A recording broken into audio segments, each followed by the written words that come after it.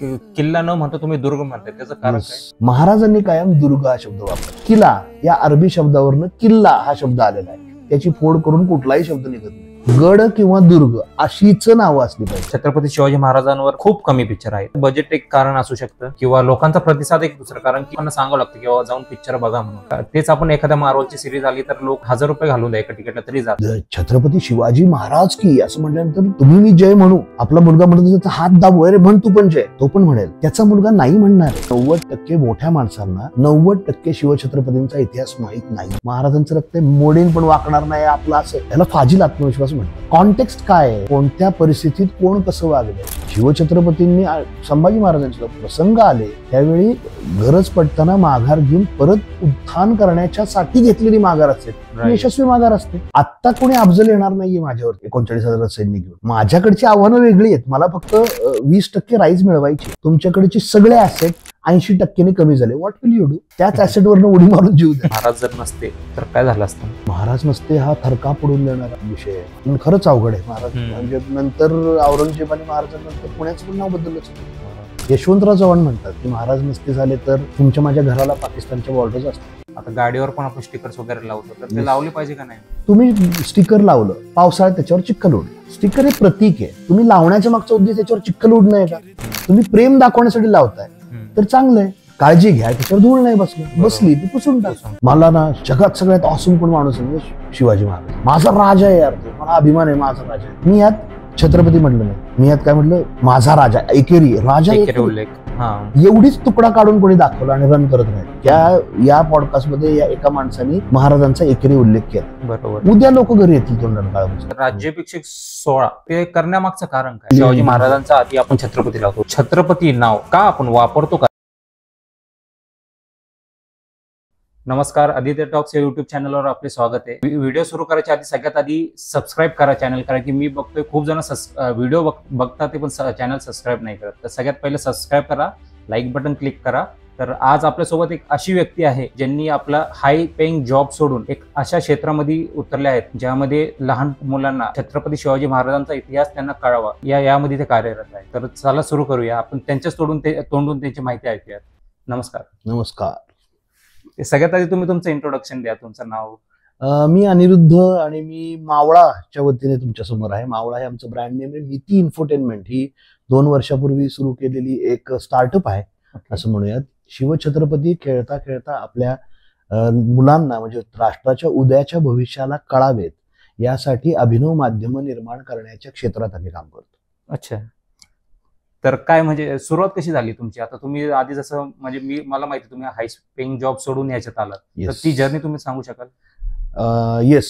So सुरुवात कशी झाली? मावळा स्टोरी बेसिकली ना, मी इंजिनियर आहे स्वतः. मी गोदरेज या कंपनीसाठी मी वर्कफ्लोर्स डिझाईन करायचो. म्हणजे थोडक्यात आर्किटेक्ट जसे एखादा मीटिंग हॉल बनवू शकतात तसं इंजिनिअरिंग वर्कफ्लोर्स डिझाईन करायला आपल्याकडे कोणी नाहीये. So Godrej was the first company ज्यांनी हे काम सुरू केलं. आम्ही इटलीवरून इंडस्ट्रियल फर्निचर भारतात आणून ते द्यायचो. टाटा मोटर्स, कमिन्स असे जे पुण्यातल्या मान्यवर कंपन्या आहेत त्यांचे वर्कफ्लोर्स डिझाईन करण्याचं मोठ्या मोठ्या प्रोजेक्टमध्ये माझा चांगला हातभार होता. झालं असं की लॉकडाऊन आला आणि 2-1 वर्ष सगळेच जण घरात लॉकडाऊन होते. आपल्याकडे काय होतं ना, दिवस रात्र कष्ट करत असताना ना आपल्याला सामाजिक प्रश्न दिसत नाहीत असं नाही. आपल्याला एक मनाला माहिती असतं की ह्याच्यावर कोणीतरी काहीतरी केलं पाहिजे. रस्त्यावर खड्डा आहे, तुम्ही फिजिकली तो दुरुस्त करू शकता पण तुम्ही म्हणता कोणीतरी करेल कारण की तुमचं ते काम नाही. लॉकडाऊन मध्ये झालं काय की तुम्ही या गोष्टींकडे लक्ष देऊ शकला. मला कायम माहिती होतं की आपला खूप गौरवशाली आणि अभिमान वाटावा असा इतिहास आहे आणि तो शाळांच्या अभ्यासक्रमातून मुलांना पोहोचतो. त्यावेळी तो विलन बनतो. तो चांगल्या पद्धतीने शिकवणं यासाठी माध्यमं नाहीयेत. मग ह्याच्यावरती काहीतरी काम करता येऊ शकतं हे डोक्यात होतं. कुणीतरी करायला पाहिजे असं वाटत होतं. पण लॉकडाऊन मध्ये घरी बसलो, 5 वर्षाच्या मुलाबरोबर या परप्रांतीय सुपर हिरोच्या चित्रपटांच्या मालिका बघितल्या आणि लक्षात आलं की क्षमता मुलांमध्ये भन्नाट आहे. 5 वर्षाच्या मुलाला त्या कोणत्या काल्पनिक ग्रहावरनं कोणता सुपर हिरो उडत येतो आणि कोण राग आला की हिरवा पडतो, लोखंडी कपडे कोण घालतो, भिंतीला उलटा कोण लटकतं, हे सगळ्या गोष्टी पाठ आहेत. आणि त्याची त्याचे हिरो बनतायत ते अक्षरशः. राईट. म्हटलं मग आपल्या मातीत घडलेले खरेखुरे सुपर हिरो का नाही आपण ओळख करून द्यायची. मग तिथून एका प्रवासाला सुरुवात झाली. मग थोडा अभ्यास केला. सर्वसामान्य माणसांना आपल्याला जे व्हॉट्सअप युनिव्हर्सिटी किंवा चौथीतले धडे किंवा काही चित्रपटातलं जे माहिती आहेत 2-4 कॅरेक्टर्स, बाजीप्रभू म्हणा, तानाजी मालुसरे म्हणा, यांच्याबद्दलच्या गोष्टी सांगितल्या. आपल्याला गुणसूत्रात आहे, त्यामुळे या गोष्टींचं वेळ जास्त लागतं. तर ताबडतोब त्याचे प्रश्न लागले, अजून मग हे कोण होते, मग त्याच्याबरोबर अजून बांदल अजून 300 लढले की बाजींबरोबर, ते कोण होते. म्हणले यार ते तर नाही माहिती. म्हणले मला सांग. अमेझॉन चालू होतं, बुक्स येऊ शकत होते, मग पुस्तकं मागवली, मग अभ्यास सुरू केला. मग टाइमलाईन बेस गेम बनवावं म्हटलं की महाराजांचा मावळा बनवून त्यांच्या आयुष्यात घडलेल्या घटनांवरती तुम्ही प्रवास करता, मग तुम्हाला खरेखुरे स्वराज्य योद्धे यात साथ देतात, दुर्ग तुमचं रक्षण करतात, विजयी मोहिमांवर आलं तर बक्षीस मिळतं, बक्षिसाशिवाय काही नसतं खेळात, बक्षीस मिळायला पाहिजे. सो स्वराज्य लक्ष्मी होऊन मिळतात तुम्हाला विजयी घरांवर. जिथं आपण हारलो होतो, अफजलाला सुभा लुटतोय, शाहिस्तेखान येऊन 3 वर्ष पुण्यात थांबला, अशा घरांवर जिथं स्वराज्याचं नुकसान झालंय तिथं पैसे द्यावे लागतात. होऊन द्यायला लागले कष्टाचे की मग त्रास होतो. मग त्या खेळात कळतं. मोठ्या माणसाला जे अफजलाचं पोट शाहिस्तेचं बोटच वाटतं, त्याच्याऐवजी क्रम कळत जातो. असं करत करत एक गेम डिझाईन झाला, एक रफ स्केच बनलं. मग गोदरेजसाठीच मी ज्यांच्याकडनं अॅनिमेशन करून घ्यायचो त्या कंपनीला, व्हर्च्युअल एलिमेंट्स प्रायव्हेट लिमिटेड म्हणून ती कंपनी आहे, त्याचा शंतनू कुलकर्णी माझा चांगला मित्र, 10 वर्ष आमचे प्रोफेशनल रिलेशन्स होते. त्यांना बरोबर घेऊन मग आम्ही कंपनी सुरू केली. त्याचे पार्टनर म्हणजे व्यंकटेशजी मांडके, त्यांचं खूप डिजिटल प्रिंटिंग मध्ये खूप मोठं नाव आहे आता सुद्धा पुण्यात, VGA डिजिटल प्रिंटर्स म्हणून त्यांची कंपनी. सो आम्ही तिघांनी मिळून ठरवलं की आता कम्प्युटरमध्ये बसण्यात, संगणकात दिसायला काय कसं दिसतं हे शंतनूची टीम करते, आणि ते कागदावरती कसं दिसेल, प्रत्यक्ष कोणत्या GSM चा कागद वापरायचा वगैरे ज्या तांत्रिक प्रिंटिंगच्या बाबी आहेत ते व्यंकटेशजी बघतात. सो असं तिघांनी मिळून तो गेम डिझाईन केला, बनला तो. आणि गव्हर्नमेंट ऑफ इंडियाने भारतीय खेळ पुढे यावेत यासाठी एक स्पर्धा भरवलेली, टॉय कॅथॉन. राईट. सो तुम्ही खेळण्यांच्या दुकानात गेला तर 90% खेळणी तुम्हाला बाहेरनं आलेले दिसतात, आणि ज्या उरलेल्या आहेत त्या परप्रांतीय संकल्पनांवर बेतलेल्या आहेत. म्हणजे एखादा कंपास बॉक्स भारतात बनत असेल त्याच्यावर चित्र स्पायडरमॅनचं आहे.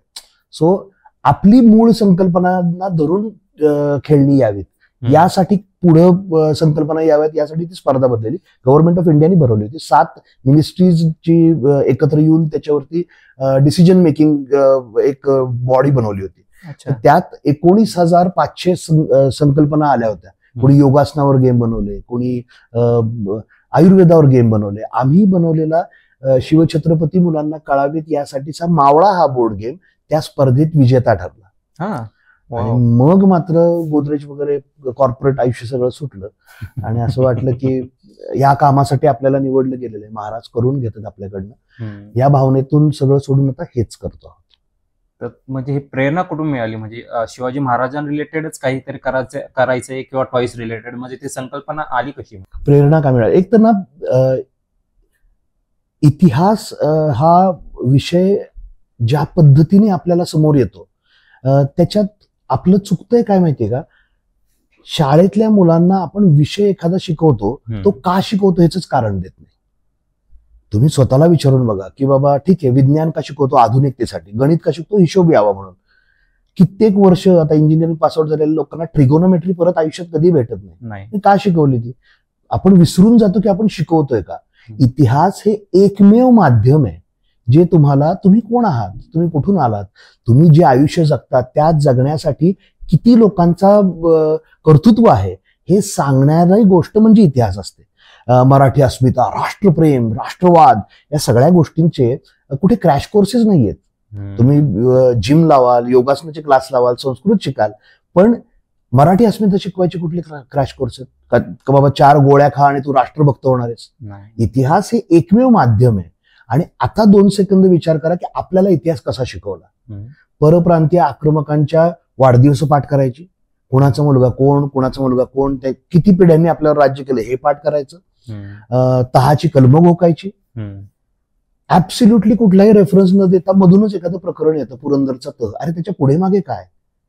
महाराजांचा पण इतिहास सांगताना सांगितलं ज्या पद्धतीने सांगितलं, मग त्यांच्या लिमिटेशन्स असतील की किती वयाची मुलं किती वेळ अभ्यास करणार, विषयाला किती वेळ, ह्याच्यामुळे नसेल. आधुनिकतेच्या नावाखाली आता जो इतिहास शिकवला जातो म्हणजे आयसीसी बोर्डात गेल्या वर्षीपासून शिवछत्रपतींऐवजी जॉन ऑफ आर्क शिकवतात, फ्रेंच रिव्होल्युशन.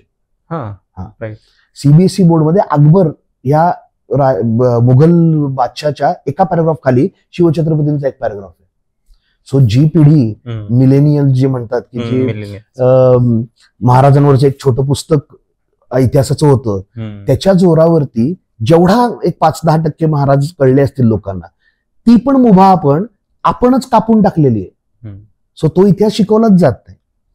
अशा परिस्थितीत हे विलोप होऊन जाईल. म्हणजे छत्रपती शिवाजी महाराज की असं म्हटल्यानंतर तुम्ही मी जय म्हणू, आपला मुलगा म्हणतो त्याचा हात दाबू, अरे म्हण तू पण जय, तो पण म्हणेल. त्याचा मुलगा नाही म्हणणार आहे. जे चालू आहे तेच चालत राहिलं, त्याचा मुलगा नाही म्हणणार आहे. आणि हे असंच चालत राहिलं तर फक्त पुतळ्यांपुरते शिवछत्रपती असं राहील. मोठ्या माणसांनी एक गोष्ट पचवणं फार गरजेचं आहे की 90% मोठ्या माणसांना 90% शिवछत्रपतींचा इतिहास माहीत नाहीये. बरोबर. आणि ते पुढे येण्यासाठी आधुनिक माध्यमांची गरज आहे.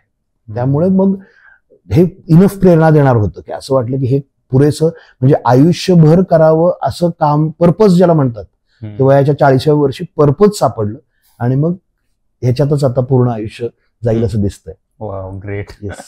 तर थोडं तुमच्या मावळ्याबद्दल सांगा. म्हणजे ते काय ऍक्च्युली ते गेम कसे असतात, कसे खेळले जातात? सो बेसिकली आपण ओल्ड स्कूल गेम्स ज्याला म्हणतो की आजकाल स्क्रीन टाइम मुलांचा नकोय. आणि ना एक खूप अडचणीचं होतं की मला ना माझ्या मुलांबरोबर क्वालिटी टाइम स्पेंड करायचा, हे खूप हे असते. तुम्ही मुलाबरोबर झिकझिक झिकझिक त्याच्या गन्सनी नाही खेळू शकत किंवा मुलीबरोबर भातुकली नाही खेळू शकत, एका लिमिट नंतर ते पण नाही खेळत. सो तुम्हाला त्याच्याबरोबर बसून खेळता येण्यासारखं काहीतरी पाहिजे. ते ल्युडो भरपूर खेळून घेतलं, त्याला काही व्हॅल्यू ऍड काहीच नाहीये. इमॅजिन दिस की कुटुंब बसलंय आणि नवा व्यापार वगैरे जे बोर्ड गेम, मोनोपोली, हे जे बोर्ड गेम्स असायचे, बोर्ड गेम कल्चर तसं भारतातलं महाराष्ट्राचं नाहीये. पण शिवछत्रपतींसाठी म्हणून महाराज कळतायत, आपल्या मुलाला कळतायत यासाठीचं माध्यम म्हणून जर तुम्ही कुटुंब बसलंय आणि प्रत्येक जण महाराजांचा मावळा आहे, तो बेसिकली आपले वेगवेगळी माध्यम म्हणजे बोर्ड गेम जे 2 आत्ता आपले रिलीज झाले त्याच्यामध्ये शिवजन्मापासून राज्याभिषेकापर्यंत 100 घरांवरचा प्रवास, जो तासभर वगैरे लागणारा खेळ आहे, पण त्यात कमाल गोष्टी कळत जातात. मग आपल्याला रिअलाइज होतं की अरे हे तर आपल्याला शिकवलंच नाही, असं होत जातं मोठ्या माणसांना. आणि लहान मुलांच्या तर गुणसूत्र होते, त्यामुळे त्यांना आवडतच प्रचंड. सो राज्याभिषेकापर्यंत महाराजांच्या आयुष्यात घडलेल्या घटनांवर फास्यांचं दान तुम्हाला घेऊन जातं. विजयी घरांवर मिळणारे पैसे द्यायला लागले की पैसे होणारं दुःख.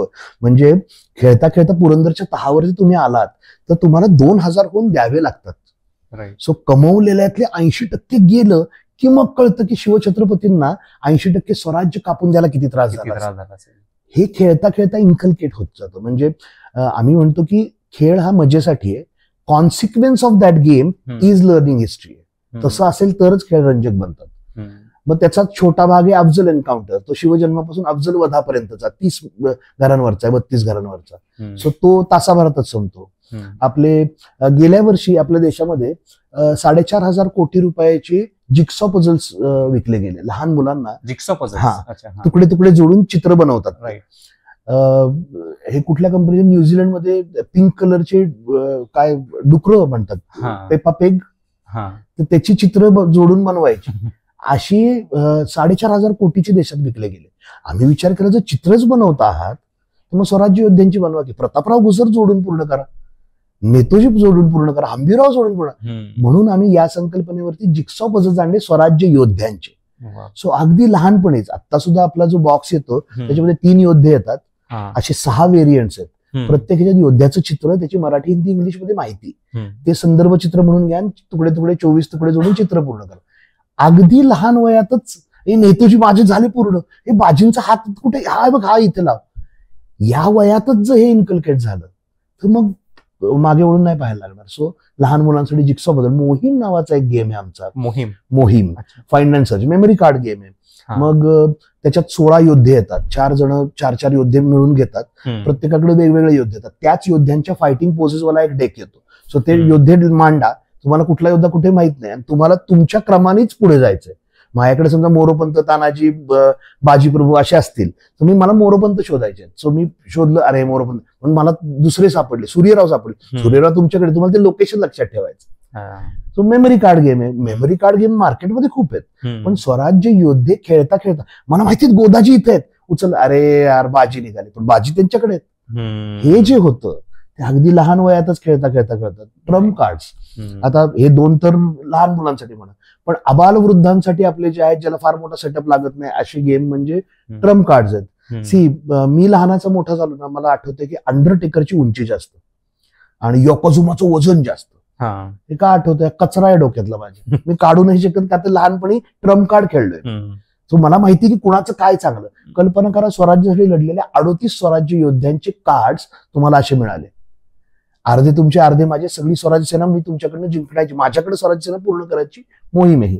मी कार्ड घेतलं, मला माहिती बाजीप्रभू माझ्याकडे आले, तर बाजीप्रभूंचं टेन्युअर फार नाहीये, त्याच्यात 8-9 पॅरामीटर्स दिलेत बाजींचे, प्रत्येकाचे पॅरामीटर्स आहेत. टेन्युअर फार नाहीये, पण रिमार्केबल फीट म्हणजे कामगिरी सर्वोत्तम काय तर ती चांगली, महाराजांचे प्राण वाचवले, तिथं मी रिमार्केबल फीट सांगितलं. तुमच्याकडे कदाचित नेतोजी पालकर असतील ज्यांचं टेन्युअर जास्त आहे पण त्यांचं रिमार्केबल फीट नाहीये, मग तुम्ही नेतोजी पालकर सरसेनापती हराल बाजींपुढे, तुम्हाला ते मिळाले. खेळता खेळता कोणत्या योद्ध्याची कोणती उजवी बाजू हे कळत जातं. तुम्हाला मला आत्ता बघणाऱ्यांमधल्या 90% लोकांकडनं सर्व्हे करून घेतलं तर कुणाला 10-12 योद्ध्यांहून जास्त नावं नाही सांगता येणार. वेराज सॉरियस ट्रम्प कार्ड्स खेळायला लागलात तुम्ही तर 15 मिनिटात शाळेच्या पुस्तकात, चित्रपटात कुठेही न कळणारे स्वराज्य योद्धे मुलांना खेळता खेळता कळत जातात. So these are the medium जे इम्पॅक्ट करतील आयुष्यभराचं. जसं ते खेळता खेळता ते नाव कळत जातील, मग लोकांची, लहान पोरांची क्युरिओसिटी वाढेल की बाबा हे, अरे बाबा हे कोण आहेत, त्या रिलेटेड ते अजून माहिती घेतील, किंवा आई वडिलांकडनं म्हणा किंवा कोणत्याही ऑनलाईन मीडियम म्हणा, युट्यूब म्हणा, काय मग त्या रिलेटेड सर्च करतील. तसं मग इनडायरेक्टली त्यांना एक अख्खी हिस्ट्री त्या मागची कळेल की बाबा कोण होता हा माणूस, काय केलं यांनी या स्वराज्यासाठी, तर त्याचं नाव का घेतलं जातं. आणि ना अजून एक ह्याच्यामध्ये आम्ही ऍड केलं ज्याच्यासाठी खूप कौतुक होतं आमचं, ते म्हणजे ना व्हिज्युअल एड हा खूप महत्वाचा प्रकार असतो. व्हिज्युअल एड, हा म्हणजे तुम्हाला भिंतीला उलटा लटकतो म्हणून स्पायडरमॅन मुलांना नाही आवडत. हातातनं जळमट येणार कसला सुपर हिरो, जळमट तर आपण साफ करतो, पण हे सगळं म्हणजे जळमट घाण किंवा तो कोळी खराब असतो हे सगळं पुसून स्पायडरमॅन म्हणजे कोळी माणूस तर आपल्याला आवडतोय. असं कसं होतं? कारण की तो दाखवण्याचं माध्यम तसं आहे. जर मुलांना दिसला तो तसा तर त्याचा प्रभाव पडणार आहे. मग आम्ही या स्वराज्य योद्ध्यांना, ज्यांना आम्ही स्वॉरियर्स म्हणतो, स्वराज्य वॉरियर्स, यांना आम्ही चेहरे द्यायचा प्रयत्न केला. मग ते कोणत्या वयात स्वराज्यात आले होते, ते त्यांचे आत्ताचे वंशज ते कुणाच्या पूजा करतात. मग रामजी पांगेर असतील तर आमच्या रामजी पांगेराच्या दंडावरती पिंड आहे का, तर त्याचे वंशज आता शिवलिंगाची पूजा करतात. असं करत करत योद्धे डिझाईन केले. म्हणजे अफजलाचं मुंडकं छाटणारा संभाजी कावजी कोंडाळकर त्वेषाने मोठा कोयता घेऊन अंगावर येतोय असं चित्र दिसलं की माझे संभाजी आहेत असं व्हायला लागतं. राईट. सो आमच्या ट्रम्प कार्ड वरती सुद्धा सगळ्या योद्ध्यांची चित्र आहे. मग येसाजी कंग ज्यावेळी हत्तीची सोंड कापतायत तर मग ती क्युरिओसिटी जी तुम्ही म्हटला ती जनरेट, हत्ती तर आपल्याकडे चांगला मानतात, मग हत्तीला मारतानाचं चित्र हे कुठेतरी लक्षात येईल. नंतर त्यांना गोष्टीच्या स्वरूपात कळेल की अरे कुतुबशहाचा हत्ती मारला होता येसाजीने, ओ हो ते चित्र त्याचं होतं. होय, हे जे होणं म्हणतात ना, this will keep the spark on. ते मुलांच्या क्षमता भयंकर आहेत. तुम्ही रटाळ काहीतरी त्यांना दिलं ना ते वापरून फेकून देतील. हेच तुम्ही ते एकात एक गुंतत गुंतत मोठा मनोरा उभा केलात तर मग त्यांना तो चढून जायला जास्त इंटरेस्ट असेल. सो ही जी चित्र आम्ही बनवलीत त्यांना जे जिवंत केल्यासारखं म्हणता येईल की एक कार्टून कॅरेक्टर्स बनवलेत योद्ध्यांचे, त्यांनी खूप मोठा प्रभाव मुलांवरती पडतो. किती टाईपचे गेम बनवले तरी आतापर्यंत तुम्ही? आपले कार्ड गेम, दुर्गांचे ट्रम्प कार्ड, योद्ध्यांचे trump card, card game 12 Maval नावाचा एक येऊ घातलाय. मी आज पण कुठे बोललो नाही, पहिल्यांदाच इथं सांगतोय. तुम्ही महाराज पुण्यात आलेत आणि त्यांना 12 मावळ गोळा करायचे, सो तुम्ही त्यांना मदत करताय मावळ गोळा करायला. तर तुम्ही इन्फ्लुएन्स करत जाता, एरिया जो सगळ्यात जास्त कव्हर करून देतो तो जिंकतो, असा ऑब्जेक्टिव्ह आहे गेमचं. So card plus board game आहे, तो भन्नाट आहे, तो येईल आता काही दिवसात. दुर्गांचे ट्रम्प कार्ड जसे योद्ध्यांचे आहेत तसे दुर्गांचे ट्रम्प कार्ड येऊ घालतायत. त्यानंतर आपले गेस हू नावाचा एक गेम आहे की क्लूज द्यायचे आणि योद्धा शोधायचा, क्लूज द्यायचे आणि दुर्ग शोधायचे. मॅप आहे, मॅप वरती बेस्ड गेम आहे की मग साल्हेरचा दुर्ग, मग त्याच्याशी असोसिएटेड असलेले मोरोपंत पिंगळे शोधा, सूर्यराव काकडे शोधा. शोधायची मोहीम आहे आणि तुम्हाला इतिहासाशी रिलेटेड आहे सगळं. सो लिहून काढा, साल्हेरच्या युद्धात हे योद्धे होते असं कधीही मुलांना कळणार नाही. वेरॅज फ्लॅश कार्ड घेतलं, साल्लेर म्हणले की त्याला मोरपंत आठवलेच पाहिजे, त्याला सूर्यराव आठवलेच पाहिजेत. असे गेम आहेत, ते येतील. 2 बोर्ड गेम आहेत, त्याचे अजून 4 व्हर्जन्स येतात. म्हणजे शिवजन्म ते राज्याभिषेक हा एक मोठा बोर्ड गेम आहे. त्याचा पहिला चॅप्टर आता रिलीज झालाय, शिवजन्म ते अफजलवध. सो तो पटकन होतो 20 मिनिटात. पुढचा चॅप्टर 2 होणार आहे, तो अफजलवधापासून तुम्ही मोहीम सुरू करता. लाल महाल थ्रिल नाव आहे त्याचं. सो तुम्ही शाहिस्त्यावरच्या हल्ल्यापर्यंत जाता. त्याच्या पुढचा आहे तो शाहिस्त्याच्या हल्ल्यापासून द ग्रँड एस्केप म्हणून पुढचा येतोय, जो आग्र्याहून सुटकेवरती आहे. आणि ग्रँड एस्केप पासून राज्याभिषेकापर्यंत चौथा चॅप्टर. अरे वा. सो तुम्ही चॅप्टर वाईज पण जाऊ शकता. आता राज्याभिषेकापर्यंतचा आमचा पण अभ्यास म्हणा किंवा उद्देश म्हणा, राज्याभिषेक दक्षिण दिग्विजय सुद्धा आम्ही स्पर्श नाही करू शकलो, एवढं याच एरामध्ये आहे आता करण्यासाठी. 100-150 कन्सेप्ट आहेत. सो येणाऱ्या काळात बाय द टाइम आपले 1 बिलियन व्ह्यूज होतील, तोपर्यंत आपले 100 प्रोडक्ट लॉन्च असतील. ग्रेट. तर हे कन्सेप्ट तुम्हाला सुचले कुठून? म्हणजे आता एखाद्या कार्डला तो फोटो द्यायचा किंवा तुम्ही जसं म्हणले बोर्ड गेम्स, तर ती कन्सेप्ट आली कसं काय तुमच्या मनात? किंवा आपण त्या रिलेटेड बोर्ड गेम्स रिलेटेड काय करावं किंवा पझल्स रिलेटेड काय करावं किंवा त्या तुम्ही जसं म्हणले व्हिज्युअल आर्ट, तर ते व्हिज्युअल आर्ट रिलेटेड काय करावं? म्हणजे ते असं कन्सेप्ट तुम्हाला सुचली कुठून? का एक असं टीम वगैरे काय आहे तेव्हा? खेळणी हा खेळ जे क्षेत्र आहे ना, ते बेसिकली खेळणी बनवणारे एक्सपर्ट्स असतात. त्याच्यात काम करणारे वर्षानुवर्षाचा अनुभव असेल. माझ्या लेखी माझ्या पदरी किंवा माझ्या शिदोरीत असा काही अनुभव नव्हता. मी इंजिनिअरिंग वर्कफ्लोर्स बनवायचो, त्याच्यावरून खेळण्यांवरचं शिफ्ट हे संपूर्ण क्रेडिट माझ्यामधल्या बापाला आहे. म्हणजे मी आता 9 वर्षाचा वडील आहे, माझं वय किती असेल, 9 वर्षाचा बाप आहे. मुलांचं तुम्ही जर सूक्ष्म निरीक्षण केलं तर त्यांच्या क्षमता भन्नाट आहेत. आणि गरज आहे काळाची ही की त्यांना आवडेल अशी माध्यम निर्माण होणं. मला प्रचंड वेदना होतात. पोकेमॉन नावाचं एक प्रकरण आहे, तुला कदाचित तू तरुण आहेस, तुला अजून माहित नसेल. अरे त्यांचे उच्चार पण जमत नाहीत, पण त्या कार्डचं क्रेज आहे. तो सिल्वरवाले, गोल्डवाले, मग मुलांना काय आवडतं, त्यांची साईक कशी काम करते हे मला घरी बसून कळत होतं. आणि लॉकडाऊन मध्ये तर दुसरं छंदच नाही, तर त्याच्याबरोबरच जो वेळ घालवला, that was the trigger point की हे करणं गरजेचं आहे. हे क्रमपात्र आहे, खूप पर्सनल. म्हणजे जितकं तुम्ही पर्सनल गोष्ट करता तितकी ती ग्लोबल होते. असं म्हणतात तर ते आम्ही अनुभवलंय ते, की स्वतःच्या पोराबाळांसाठी करायला गेलो आणि आता त्याचं एवढं मोठं कौतुक होतंय. आणि 16,000 बोर्ड गेम आपण सेल केलेत ऑनलाईन, फक्त अजून दुकानात पण नाही आले. 16,000? येस, गेल्या 2 वर्षात 16,000 बोर्ड गेम सेल झालेत. आम्ही मुलांची विश्व मार्वल युनिव्हर्स वरून स्वराज्य वॉरियर्स वर शिफ्ट झालेली बघितलेली. प्रोडक्ट तुम्ही बनवता कुठून? म्हणजे तो कार्ड म्हणा किंवा त्या रिलेटेड जसं तुम्ही पझल्स म्हणले, तर ते प्रोडक्ट बनवतं कोण आणि कुठून बनवलं जातं? ब्रिलियंट. सो 3 जणांची कोर टीम 3 जणांची आहे. अॅनिमेशन स्टुडिओ जो आहे शंतनूचा, तिथे मी कन्सेप्ट घेऊन जातो. सो आमचे ब्रेन स्टॉर्मिंग सेशन्स होतात की ओके, हे मला दिसतंय, इथं करायला पाहिजे आपण काम. 12 मावळ जे आमचं आगामी आहे, so I put on the concept, त्याच्यावर चर्चा होते. त्याच्यात बेसिक रफ मी बनवलेलं असतं की हे असं असं करू. म्हणजे व्हिज्युअल असतं डोक्यात किंवा कागदावरती तुकडा काढलेला असतो की पेननीच काढलं, इट्स ओके. त्याला छान स्वरूप येण्यासाठी शंतनूची टीम काम करते. आणि ते प्रिंट कसं व्हायला पाहिजे, किती मोठ्या कागदावर प्रिंट केलं तर मग बरोबर बनतील, वेस्टेज जाणार नाही, असं सगळ्याचा अभ्यास मांडके सरांचा आहे. सो मग वेंडर्स शोधले जातात. मोठी प्रोसेस आहे आणि तिथे कुठेही ती प्रोसेस खूप तांत्रिक होऊन जाते. म्हणजे त्यात खूप जणांना आता लक्षात येत नाही, पण तो गडाचा दरवाजा, आमचा जो मेन बोर्ड गेम आहे, तो गडाचा दरवाजा उघडतो तोच बोर्ड बनतो. आणि त्यासाठी पेटंट आहे आपलं. म्हणजे असं कुठला गेम तुम्हाला मिळणार नाही, गडाचा दरवाजा उघडतो आणि तोच महाराजांचा रस्ता आहे. सो ते साधण्यासाठीचे कष्ट जे आहेत ते कमाल आहेत. म्हणजे त्याला आधी आम्ही इलास्टिक लावून पाहिलं, मग त्याला क्लिप लावून पाहिली, मग ते एकावर एक ठेवता येत नाहीत. मग आतला हे धरून नाही ठेवू शकत, आतला ट्रे, मग त्याला कडेला होल करून आता जो नवीन बनलाय मॅग्नेटिक लॉक आणलं. ही सगळा प्रवास अतिशय तांत्रिक आहे. अतिशय हुशार लोक त्याच्यात जुळत गेलेली आहेत, कॉन्ट्रीब्युट करत गेलेली आहेत. मांडके सरांसारखा माणूस त्याच्यावरती विचार करतो आणि त्यामुळेच हे सगळं होऊ शकतं. ग्रेट. सुरुवातीला प्रतिसाद कसा होता लोकांचा किंवा लहान मुलांचा? खरं पाहायला गेलं तर खूपच व्हेरिड रिस्पॉन्सेस होते. एक तर महाराजांच्या आयुष्यावरती खेळ हा तसा विषय डायसी आहे. म्हणजे सहजासहजी आधी कुणी विचार न केला, फक्त आमचा उद्देश खूप निकोप असल्यामुळे समाजातून खूप प्रेम मिळालं. त्या खेळाचा प्रभाव ज्यावेळी अनुभवला, आणि ना ही गरज होतीच. म्हणजे प्रत्येकाला आत कुठेतरी माहितीये की मी अभिमान मिरवतोय, पण माझं मलाच रास्त कारण नाहीये माहिती. महाराजांचा इतिहास, महाराज ग्रेट, महाराज थोर का असं विचारलं की अंतर्मुख व्हायला होतं बुद्धिमान लोकांना.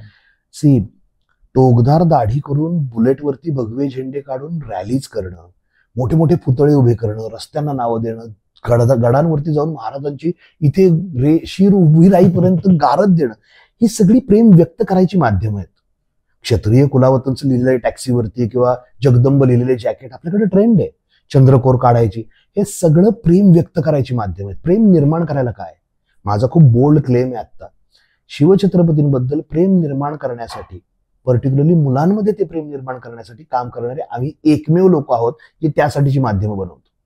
महाराज एंडोर्स करणं वेगळं, राईट, ते मिरवणं वेगळं, ते मिरवायला वाटावं यासाठी काम करणारे आम्ही आहोत. सो ही माध्यमं कुठेच काहीच नाहीयेत. खेळ तुम्ही बघा, मराठी लिहिलेले खेळ पण घेत नाहीत लोक, नवा व्यापार नाही घेतला जात, बिझनेसच घेतला जातो. ही संस्कृती आपल्याकडचं अधपतनच तशा प्रकारचं आहे. We are the only ones ज्यांचे बोर्ड गेम हे मराठी, हिंदी, इंग्लिश तिन्ही भाषेत आहेत. खेळासोबत इतिहास शिकवणारे पुस्तकं येतात. आमचं ऍप लॉन्च झालंय की ज्याच्यामध्ये ऑडिओ स्टोरीज आहेत, पॉडकास्ट आहेत, जेवण मागवायला आपल्याकडे ऍप आहे, टॅक्सी करायला आपल्याकडे ऍप आहे. का हो, आपल्या आराध्य दैवत शिवछत्रपतींवर आजपर्यंत कोणाला ऍप बनवावं का नाही वाटलं? राईट. शिवछत्रपतींच्या आयुष्यातील 100 घटना मराठी, हिंदी, इंग्लिशमध्ये 1.5 मिनिटाच्या स्टोरीमध्ये ओरिजिनल म्युझिक प्रोड्यूस करून बनवलेलं ऍप आहे. स्वराज्य योद्ध्यांवरचे मोशन पोस्टर्स, आपले पॉडकास्ट की ज्याच्यामध्ये महाराजांबद्दल बोललं जातं, योद्ध्यांबद्दल बोललं जातंय, 38 स्वराज्य योद्ध्यांचे ट्रम्प कार्डचे योद्धे समजून सांगणारे व्हिडिओज, असं सगळं त्या ऍपमध्ये अंतर्भूत केलेलं आहे. तुम्ही घरातनं निघाला शिवजन्मावर तर ऑफिसला राज्याभिषेकाला पोहोचता, ते मराठीत पोहोचा, येताना इंग्रजीत पोहोचा. सो तुम्ही घरी जो मुलगा तुमचा मावळा वाट बघतोय, बाबा घरी आल्यावर आपण स्वराज्यपट खेळू आपला, त्याला सांगायला तुम्हाला माहिती असली पाहिजे ना. राईट.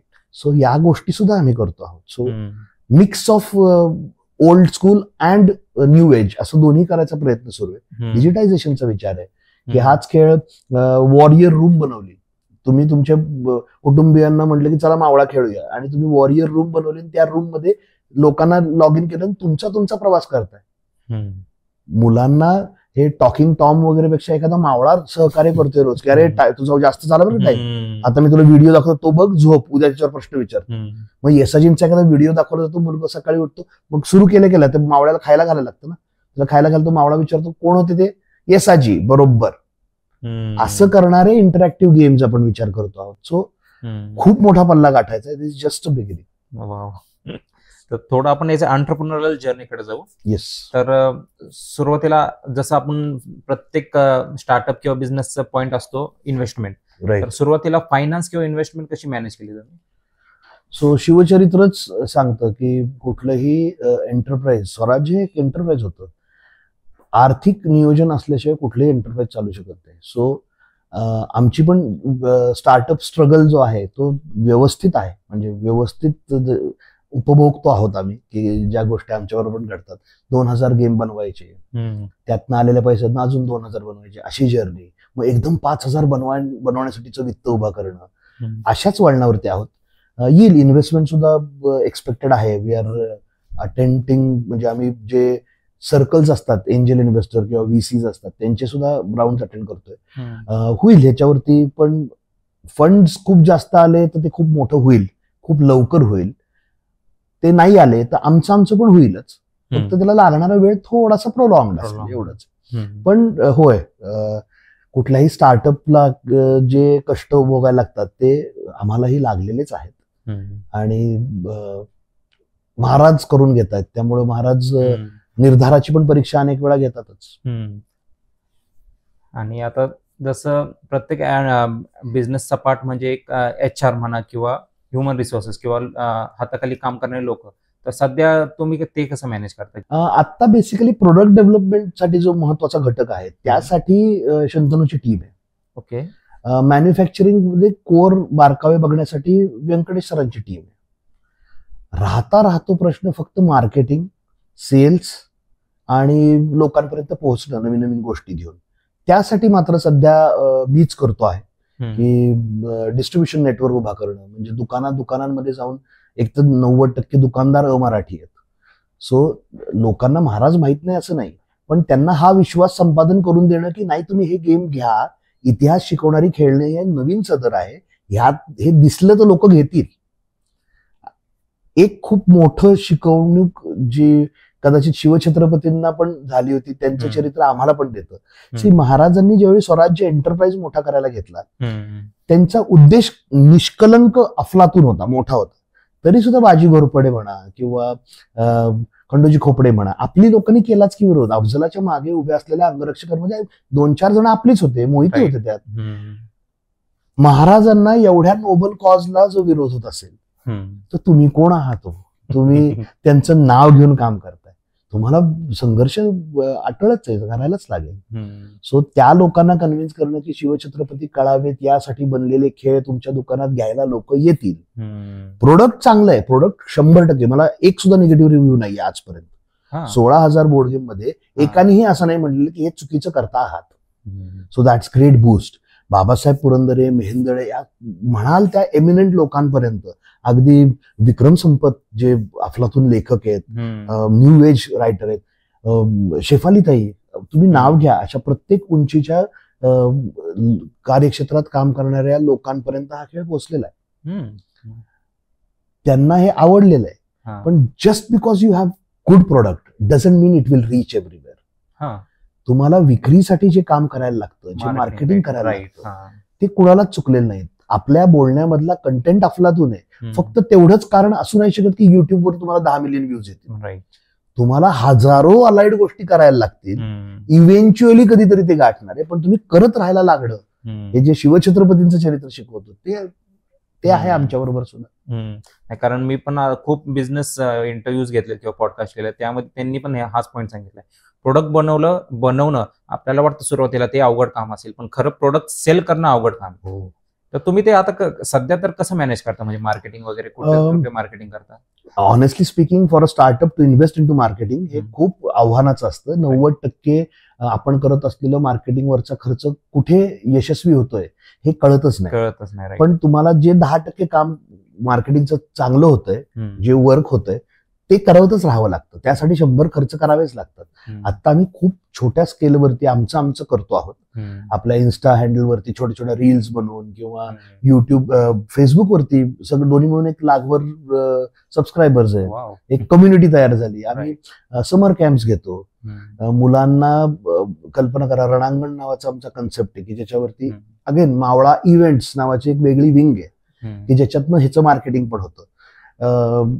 हाच बोर्ड गेम महाराजांच्या आयुष्यात घडलेल्या घटना जमिनीवरती मांडलेल्या आहेत आणि मुलं मुली महाराजांचे मावळे बनवून डोक्यावरती पगडी घालून हर हर महादेव म्हणून ट्रेमध्ये फासे टाकतात आणि प्रवास करतात. ते जिथे पोहोचतात तिथे त्यांना गोष्टी सांगितल्या जातात, त्यांच्याकडनं फिजिकली तो प्रवास करून घेतला जातो.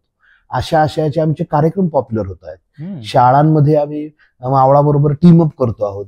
भिंतींवर, शाळेच्या कॉरिडॉरमध्ये भिंतींवरती स्वराज्य योद्ध्यांची चित्र लावा. आता हुजूर पागा म्हणा मराठी शाळा किंवा SSRVM भुगावची श्री श्री रविशंकर शाळा पुण्याची, त्याच्या भिंतीवरती स्वराज्य योद्ध्यांची चित्र आहेत. मला हंबीररावांसारखं सेल्फलेस निस्वार्थी कसं वागायचंय हे सांगणारी चित्र आहेत. सो मुलांना लहान वयापासूनच हे करता येईल, हे असं एज्युकेशन करायचा प्रयत्न करतोय. का विज्ञानाच्या प्रयोगशाळा असतात, इतिहासाची प्रयोगशाळा का नाही?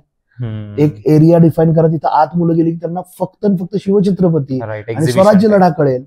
ऑडिओ स्टोरीज ऐकू देत मुलांना, त्यांच्या गोष्टी चित्रकथा बघू देत. असं आम्ही इम्प्लिमेंट करतोय. सो वेगवेगळ्या फ्रंटनी चालू आहे काम. आता कसं आहे, अगेन ह्याच्यावरतीच अवलंबून आहे की तुम्ही किती चांगलं ब्रँडिंग मार्केटिंग करता. आता मी घातलेला टी शर्ट आहे, शिवछत्रपतींना जे कडं द्यायचे ते कडं मी छातीवर मिरवतोय आणि मी मावळा आहे असं सांगणारा टी शर्ट आहे. आपल्या प्रत्येक टी शर्टच्या मागे लॉजिक आहे. पण हा टी शर्ट मी घालून हा पॉडकास्ट करून 2 जणांनी टी शर्ट मागवणं आणि हाच टी शर्ट सचिन तेंडुलकरने घालणं आणि म्हणणं की मुंबई इंडियन्स किंवा स्वराज्य वॉरियर्स हे आमचे मुंबई इंडियन्स तसेच आहेत, तर हे करोडोत विकले जातील. कंटेंट उत्तम आहे, त्याचं मार्केटिंग स्केल त्या लेवलला तेवढं मोठं झालं तर त्याला तो उठाव येऊ शकतो. पण ते खूप महत्वाचं आहे, त्याशिवाय नाही काही उपयोग. तर मार्केटिंगचा रिस्पॉन्स कसा भेटतो? म्हणजे तुमचा आता बिझनेस पॉईंट ऑफ व्ह्यूने बघू तो सेल ऍज सच तुम्हाला कळतो का किंवा कोणत्या मीडियम थ्रू जास्त होते सध्या? तर सध्या खूप अवघड आहे. आता आमच्याकडे फार मीडियम्स नाहीयेत. सी 3% लोक खेळणी ही ऑनलाईन विकत घेतात. फक्त 3%. 97% खेळणी दुकानात विकली जातात. आम्ही या 3%लाच एक्सप्लोर करतोय 2 वर्ष आणि तरी 16,000 बोर्ड गेम विकलेत. सो ऑनलाईन थ्रूच वेबसाईट की अमेझॉन? फक्त अमेझॉनवर गेल्या महिन्यापासून आलंय आता. हो, पण website is the highest point, की वेबसाईट वरती खूप जास्त सेल होतो, मोठं ट्रॅफिक असतं, कम्युनिटी बिल्ड होती, लोकांना आवडतंय. पण ते स्केल अप होणं अजून खूप गरजेचं आहे. पोटेन्शियल खूप जास्त आहे. त्या मनाने काहीच करत नाही आहोत आम्ही. होईल पण महाराज करून घेतात, परीक्षा बघतात, योग्य वेळ आली की ते पण होईल. आता याच्या पुढे इन फ्युचर तुम्ही असं स्केल अप करायचं बघताय का? म्हणजे जसं तुम्ही म्हणले तुम्ही 38 वॉरियर्स तुम्ही इन्क्लूड केलं, अजून स्केल अप करायची तुमचा काय पॉईंट ऑफ व्ह्यू आहे का पुढे? तुमच्या प्रश्नाचा रोग जो असा असेल की शिवछत्रपतींचा एरा व्यतिरिक्त पुढे जाणार आहात का, तर येणाऱ्या काळात कदाचित जाऊ. पण आता 5-1 वर्ष तरी शिवछत्रपतीच आम्हाला बिझी ठेवतील असं दिसतंय. आणि शिवछत्रपतीच का असा प्रश्न, की आम्हाला खूप जण असंही विचारतात की बाहेरच्या देशातले, मग कुठला तो स्पार्टाचा राजा, त्याच्यावर पण असाच गेम बनवा, किंवा in order to make it global. Right. त्याच्यावरती आमचा पहिल्यापासूनचा विश्वास असा आहे की एक ते चरित्र लोकांना माहित नाहीये. माणूस माहितीये, व्यक्ती माहितीये, महानायक माहितीये, पण त्याचं चरित्र माहित नाहीये. त्यामुळे हा प्रश्न पडतो लोकांना की मग हे रिजनल आहे, हे महाराष्ट्रापुरतं आहे. शिवछत्रपती हे जगाच्या पाठीवर ज्ञात असलेल्या सगळ्यात जुन्या संस्कृतीचे संस्कृती रक्षक आहेत. या वाक्याला डिफेंड करताना तुम्हाला लक्षात येऊ शकतं की ते चरित्र ग्लोबल लेवलचं कसं आहे. आपली सिव्हिलायझेशन सगळ्यात श्रीमंत, सगळ्यात जुनी, सगळ्यात बुद्धिमान, तिच्या टिकण्याला महाराज कसे काय जबाबदार आहेत? तुम्ही आजही बघा, म्हणजे आत्ता त्याचे दाखले दिसतात. गुगल करा, 300 वर्षांपासून जुनी ancient temples, number of temples, तुम्हाला नॉर्थला कमी दिसतात, साऊथला जास्त दिसतात. राईट. ही भौगोलिक विषमता नाहीये, ही नंतर मॅनमेड विषमता आहे. भारत विविधतेत एकता म्हणतो आपण. ही विविधता आहे, ही थोपली आहे आपल्यावरती. ही एक. दुसरं तुम्ही उदाहरण बघा, नॉर्थला लग्न रात्री का होतात? 12 रात्री निघते, ते दिवे घेऊन रात्री. अंधार पडल्यानंतर कुठलाही शुभ मुहूर्त नसतो आपल्याकडे. संस्कृती एकच आहे. नॉर्थला लग्न रात्री होतात, खाली खाली याल तशी वेळेत व्हायला लागतात. आपल्याकडे तर जेवायचा टाइम बघून मुहूर्त बघितला जातो. Why it is so? ही विषमता आहे. ही विविधता नैसर्गिक नाहीये. देवी म्हणून पूजतो जे आपण स्त्रीला, देवी रूपात स्त्री रूपाची पूजा केली जाते. जगाच्या पाठीवर आपणच आहोत. तरी सुद्धा अशा देशामध्ये आपल्या नॉर्थला घुंगट आहे, अनेक चेहरे लपवावे लागतात. साऊथला नाहीये. दक्षिणेला येतो तसं तसं हे कमी होत जातं. या विविधता आपल्यावरती परप्रांतीय आक्रमकांच्या जाचानी थोपल्या गेलेल्या आहेत. लग्न करायचंय, रात्री उरकून टाका. कुठलाही उत्सव दिवसा नको करायला. चेहरा दिसू देऊ नको, बाई चांगली दिसली उचलून येतील. यातून आलेलं आहे हे, जे दक्षिणेत कमी दिसतं. असं का? म्हणजे मराठ्यांनी उभी केलेली भिंत, शिवछत्रपतींच्या विचारांतून त्यांच्या नंतर सुद्धा 100-150 वर्षातच पूर्ण देशावरती आपण राज्य करतो, देशाला एकत्र आणतो. मध्ये जी भिंत निर्माण झाली आपल्यामुळे, त्यामुळे परप्रांतीय आक्रमकांचा जाच खाली फेड होत गेला. तुमच्या माझ्या आजच्या जगण्याला 350 वर्षांपूर्वी त्या माणसाने करून ठेवलेलं काम महत्वाचं आहे. जगात कुठेही इतक्या वर्ष परप्रांतीय आक्रमकांनी राज्य केल्यानंतर कधीही संस्कृती टिकली नाही. ती अनेक देश आहेत असे ज्यांची संस्कृती आधी ग्रीक पासून टिकली नाही कोणाची. सगळ्यांचं वेगळ्या, ज्यांनी राज्य केलं त्यांच्यामध्ये कन्वर्ट झाले. आपल्यात काय होतं असं, कुछ तो बात है की हस्ती मिटती नाही हमारी, असं जे म्हटलंय ते कुछ तो बात ना, ते हे शिवछत्रपतींसारखी माणसं आहेत की जे या राष्ट्रासाठी लढले. हे कळणं गरजेचं आहे. निष्कलंक असं जे चरित्र आहे शिवछत्रपतींचं, असं कुणीही तुम्हाला सापडणार नाही. म्हणून मला नाही वाटत की शिवछत्रपतींच्या पुढे या हयातीत जायची गरज पडेल. महाराजच लोकांपर्यंत वैश्विक पातळीवरती प्रभावी माध्यमातून पोहोचवणं गरजेचं आहे. सो आत्ता जे विजन दिसते ते 5-1 वर्ष तर राज्याभिषेकापर्यंतच काम करू. आणि त्याच्या पुढे स्केलअपच्या दृष्टीने तेच ग्लोबल स्टेजला यू वोंट बिलीव्ह आता Australia, New Zealand, Netherland, Canada, UK, अमेरिकेत 3-4 ठिकाणी अशा ठिकाणी मावळा चॅम्पियनशिप झालेल्या आहेत. सो तिथे जाणाऱ्या लोकांना ज्यावेळी कळतं की अरे आपले हिरो सांगायला पाहिजेत, त्या लोकांची गरज जास्त आहे, त्यामुळे त्यांनी शोधत येऊन आमच्याकडनं घेऊन गेलेले. आपल्याही देशात होईल. बरोबर. जसं तुम्ही म्हणले गेम ऑफ थ्रोन्स म्हणा किंवा दुसरे कोणतेही म्हणा, आता थॉर म्हणा किंवा आयर्न मॅन म्हणा, तसे आपण बोलताना आपल्याला खूप भारी वाटतं की बाबा आपण आयर्न मॅनचं नाव घेतलं, आपण त्यासारखं काहीतरी हेल्मेट घालू किंवा थॉर सारखा हातोडा पाहिजे किंवा मार्वल सारखं हे पाहिजे, काय म्हणते त्याला, सूटअप पाहिजे. बरोबर. तसं शिवाजी महाराजां रिलेटेड आता सध्या तर कोणामध्ये असं वाटतच नाही की बाबा आपण शिवाजी महाराजांसारखं असं पेरावा करावा किंवा त्यांच्यासारखं वागावं. तर तो पॉइंट जो आहे ते लोकांमध्ये पोहोचवण्यासाठी हा एक खूप चांगला मीडियम आहे आणि हे तुम्ही खूप चांगलं काम करताय त्या रिलेटेड. हे तुम्ही फक्त महाराष्ट्र रिलेटेड तुम्ही बोललात, तर ते असं आउट ऑफ महाराष्ट्र जाण्याचे काही चान्सेस आहेत का? 100%. हेच म्हणजे अगेन आम्ही ओरिजिनल महाराष्ट्रीयन सुपर हिरो नाही म्हणत, आम्ही म्हणतो ही सगळी मंडळी original Indian super hero. So आपल्या राष्ट्राचं स्वत्व टिकवणाऱ्या माणसासाठी काम करलेली लोक आहेत. आणि शौर्याला ना रिजनॅलिटी नसते. आम्ही शार्क टँक मध्ये ज्यावेळी आमचा एक प्रसंग सांगण्यासारखा आहे, आमचं ऑडिशन झालं होतं आणि आम्ही राऊंड वगैरे क्लिअर केले, पण हे नंतर राजकारणी मंडळींनी प्रचंड एका चित्रपटाभोवती राजकारण केलं आणि रिलीज झाला तर हे करू ते करू वगैरे केलं, स्टँडर्ड आपल्याकडे जे होतं ते, आणि मग चॅनलनी बॅक ऑफ केलं. अदरवाईज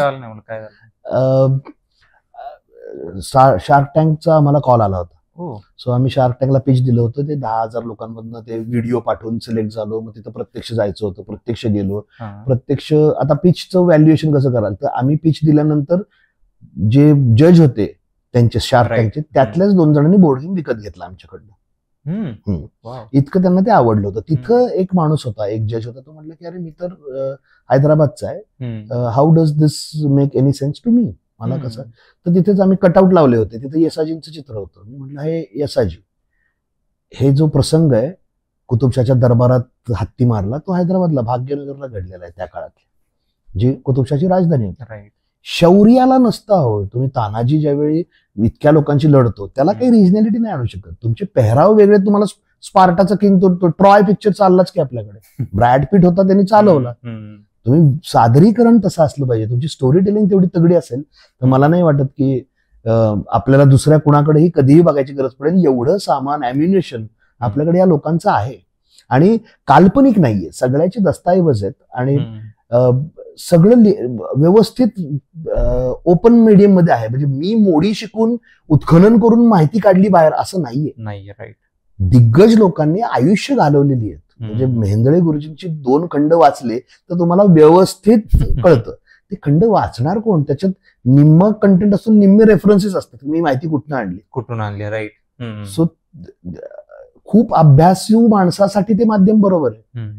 5वीतल्या मुलाला नाही माध्यम ते बरोबर. 5वीतल्या मुलाला अंगावर येणारे संभाजी गावचीच पाहिजे, संभाजी माझ्याकडे, संपला विषय. राईट. Is how. म्हणून ते आम्ही जास्तीत जास्त असं म्हणू शकता की आम्ही भाषांतर करतो आहोत. दिग्गजांनी लिहिलेल्या गोष्टींचं मुलांना आवडेल अशा पद्धतीमध्ये ट्रान्सफॉर्मेशन आम्ही करतो आहोत. आणि ते त्याला नाही कुठला तुम्हाला गरज. रिजनॅलिटी मध्येच्या कोंदणात कितीही प्रयत्न केला की महाराजांबद्दल पण होत नाही का, की नॉर्थ इंडियन माणूस तुम्हाला खूप सहज प्रश्न विचारू शकतो की अरे तुमच्या राज्याचं संपला त्यावेळी 2 जिल्ह्यांचं राज्य होतं, महाराष्ट्राच्या बाहेर काय आहे, आपलीच लोक असं म्हणतात. कारण की हे माहितीच नाहीये की त्या माणसाचं कॉन्ट्रीब्युशन तुमच्या आजमध्ये किती मोठं आहे. जगाच्या इतिहासातली सगळ्यात ग्रेटेस्ट प्रिझन ब्रेक आहे when he escape from Agra. आग्र्यावरून सुटका ही जर तुम्ही बघितली तर जगाच्या इतिहासात वतनदाराचं पोरग आहे, स्वतःचं राज्य नाहीये, असा माणूस एक राज्य स्वतः उभा करतो एंटायरली नवीन कन्सेप्ट वरती. ज्या वतनदारांना बरोबर घेऊन, जमीनदारांना बरोबर घेऊन राज्य निर्माण करतो, त्यांचीच वतनदारीची सिस्टीम बंद करतो, स्वतःची आर्मी उभा करतो, त्यांना पगारी ठेवतो, अशक्य प्राय युद्ध जिंकतो. 1000 जणांना घेऊन 10,000 जणांना उमरडीच्या युद्धात जर आपण हरवत असू, काहीतरी होतं ना यार. आणि या सगळं करण्यामध्ये एक सुद्धा महाराजांच्या चरित्रावरती डाग बसेल असं नाहीये. त्यांनी म्हणून ठेवलेली प्रत्येक गोष्ट भविष्यात घडली. औरंगजेब एक दिवशी खाली येईल आणि मला काहीतरी खाली सेकंड प्लॅन पाहिजे, जिंजीपर्यंत जाऊयात, झालंय तसं. इंग्रज व्यापाराला आलेला नाहीये, हे यांना राज्यच करायचंय, हे भाकीत महाराजांना किती आधी कळले. 5 वर्ष अजून राज जगले असते तर किती जिओग्राफी बदलली असते. सो इतकं उत्तुंग चरित्र आहे, दुर्दैवाने आपल्याकडे माहित नाही. सो एवढं जर कळलं की अरे हे असे होते तर त्याला ग्लोबल ऍक्सेप्टन्स आरामात येईल. त्याला मला नाही वाटत की चरित्रामध्ये एक कण पण कमीपणा नाहीये. ते मांडण्याच्या पद्धतीत आहे, ते पोहोचलं की होऊन जाईल. मला नाही वाटत की दुसऱ्या कुठल्या महानायकाकडे बघायची आम्हाला गरज आहे. आता तुम्ही जसं म्हणले फिल्म्स किंवा टेलिव्हिजन मध्ये, तर आता मराठी पिक्चर आपण जसं बघतो, छत्रपती शिवाजी महाराजांवर खूप कमी पिक्चर आहेत. त्याचं कारण असं बजेट एक कारण असू शकतं, किंवा लोकांचा प्रतिसाद एक दुसरं कारण, की म्हणजे हे सांगायजोगतं नाही, पण आपल्याला लोकांना सांगावं लागतं की बाबा जाऊन पिक्चर बघा म्हणून. तेच आपण एखाद्या मार्वलची सिरीज आली तर लोक 1000 रुपये घालून द्या एका तिकीटला तरी जातात. तर हा कुठंतरी फॅक्टर फंडिंग रिलेटेड म्हणा, फंडिंग रिलेटेड होतंय का आपला मराठी लोकांचा प्रतिसाद फिल्म रिलेटेड नाही याच्यामुळे होते? मराठी लोक आता कसं आहे ना, हे क्षेत्र मला भाग्य असे की या क्षेत्रात काम करतो आणि लोकांपर्यंत पोहोचलेलो आहे. त्यामुळे शिवछत्रपतींच्या आयुष्याचा अभ्यास करून त्यांच्यावर चित्रपट बनवणारे सगळे एस लोक तसे परिचयाचे आहेत. त्यांना मी आता आठवत असेल नसेल मला माहित नाही, पण मला ते माहिती आहे. 1-2 एन्काउंटर्स भेटलेलो आहे आणि मला जे जाणवलं, हे माझं वैयक्तिक मत आहे, मला जे जाणवलं ते फक्त आणि फक्त बजेट हा एकच कन्स्ट्रेंट आहे. Budget, right. विजन आहे आपल्याकडं, किती स्केलला जाऊ शकतं ह्याची कल्पना आहे, सगळं एकदम उत्तम आहे. दुर्दैवाने ना पैसा ओतावा एवढं, एक तर ऐतिहासिक चित्रपट बनवण्यासाठीच प्रचंड कष्ट लागतात, पैसे जास्तीचे लागतात. VFX साठी जो खर्च आहे तो किती लेवलला करू शकतो आपण. तर उदाहरणार्थ तानाजी आता मराठी माणसाने बनवलं ना आपला चित्रपट, पण बजेट त्याचं तुफान असल्यामुळे तो दिल्लीत पण चालला. आपल्याकडे डबिंग पण होत नाही, आपल्या मराठी दर्जेदार चित्रपटांचं डबिंग पण होत नाही. लीव्ह असाइड ते जे व्यावसायिककरण असतं की तिथल्या स्क्रीन मिळवणं, राईट, तिथं मार्केटिंग करणं, की तिथं जाऊन आपल्या कलाकारांनी काहीतरी केलं पाहिजे. महाराज आहेत का सगळीकडे, सर्व श्रुत आहेत महाराज, पण त्याचं त्या लेवलचं मार्केटिंग सेम गोष्ट आहे. प्रोडक्ट बनलं उत्तम आहे, पण ते पोहोचण्यासाठी तुम्हाला तेवढं मार्केटिंग करायला पाहिजे. मार्केटिंगचं बजेट असतात लोकांची, तेवढ्यात आपले चित्रपट बनतात. जेवढे हिंदी चित्रपट सृष्टीत मार्केटिंगची बजेट असतात तेवढ्यात आपल्या चित्रपट बनतात. हे किती, आणि मार्वल बिरवल तर फार पुढचं. तुम्ही बाहुबली सारखा चित्रपट, काल्पनिक कथा आहे, लार्जर दॅन लाईफ, तशा ते तितकंच व्हायला म्हणजे आता आपण शिवछत्रपतींबद्दल दिंडोरी, वणी दिंडोरीचं जे युद्ध आहे, बाहुबली जे दाखवले, मध्यभागी कटप्पा एका साईडला, भल्ला एका साईडला, बाहुबली ते त्रिशूळ करतात, एक्झॅक्ट रणनीती महाराजांनी वापरली. स्वतःमध्ये उभे राहिलेत, शत्रूला अंगावर येऊ दिलाय, त्याला माहितीच नाही कडीने अजून प्रतापरावाने हे अंगावर येतात मोरोपंत. आता हे तसं दाखवलं असतं, थोड्या वेळ क्रेझी इम्पॅक्ट.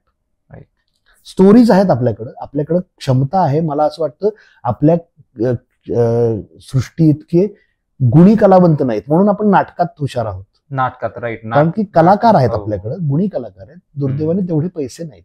पैसे तेवढे असणं गरजेचं आहे, त्याशिवाय काही नाही होऊ शकत. कारण अमोल कोल्हे सर पण आता खूप शोज करतात म्हणा, किंवा त्यांची एक सिरीज आहे, ते कमाल आहे. ती पण खूप कमाल आहे. अंगावर लिटरली काट येतो. कमालच त्यांचं. मला माहितीच नाही आजपर्यंत, मी जेवढ्या शिवछत्रपतींवर चित्रपट बनवणाऱ्या लोकांना भेटलो ना, मला कुणाच्यातच सिक इंटेन्शन किंवा काहीतरी ह्याच्यात हे बरं का, म्हणजे अगदी रावरंभा जो चित्रपट ओम भूतकरचा आणि यांनी बनवला होता, ओम भूतकर त्यात हिरो होता, म्हणजे प्रतापरावांच्या मागे असलेल्या 6 जणांमधला एक असा होता. त्याच्या पण निर्मात्यांना आम्ही भेटलो आहोत, त्यांच्या पण चांगलं इंटरेक्शन झालेलं आहे. मला कुणीच वाईट इंटेन्शननी काही बनवतंय असं दिसलेलं नाही, कुणीच नाही. कमाल अभ्यास आहेत लोकांचे, प्रचंड प्रेम आहे महाराजांवर. अगेन तेच पडतं आपल्या इथं की स्केल करताना किंवा किती पैसे गुंतवल्यानंतर लोकांना हे होईल, अशा गोष्टींमध्ये आपण थोडे कमी पडत असतो. आणि प्रेक्षक म्हणून पण आपण पैसे द्यायला कमी पडतोय का? कारण आता एखादं तिकीट, जसं आता ते अमोल कोल्हेंचं शो आहे, तर त्यांचं तिकीट 300 रुपये, 300-400 रुपये, तेच एखादा मार्वलचा शो असून ₹1000 द्यायला पण आपण पुढे मागे बघत नाही. बरोबर. तर हा पण एक फॅक्टर कुठे कमी पडतोय का लोकांमध्ये? ते पहिल्या कोंबडी का पहिले अंडवाल आहे की तुम्ही हम्म. समजा चित्रपटांमध्ये बाहुबली एवढे पैसे खर्च करून एक ग्रँड पिक्चर बनवला तर तो जगभरात चालेल. तुम्हाला म्हणजे महाराष्ट्रात सर्वोत्तम चालेल पण जगभरात चालेल. पण हा चालणार आहे असं विजन ठेवून तेवढा पैसा ओतणारी मंडळी असतील तर तेवढा मोठा चित्रपट बनेल. आणि तुम्ही पहिल्यापासूनच ध्येय मराठी चालतच नाही, मराठी चित्रपटच बनले नाही, मग नाही ना उपयोग. म्हणजे अमोलजींनी सुद्धा एवढं मोठं स्वप्न पेललं की मला धर्मरक्षक संभाजी म्हणजे ते घोडे चालवणं हे मोठी गोष्ट आहे आणि ती करणं, ते पुल ऑफ करणं, हे विजन ठेवलं तर लोक येतीलच ₹300 घेऊन असं म्हणलं तर ते होऊ शकतं. राईट. सो अगेन एक तर ना मला खूप हुशार माणसांनी सांगितलं की तुम्ही ज्या तपस्वीची तपस्या करता, ज्या मोठ्या माणसाच्या चरित्रावरती तुम्ही काम करता त्याच्या नशिबात असलेल्या सगळ्या गोष्टी तुमच्या नशिबात पण येतात.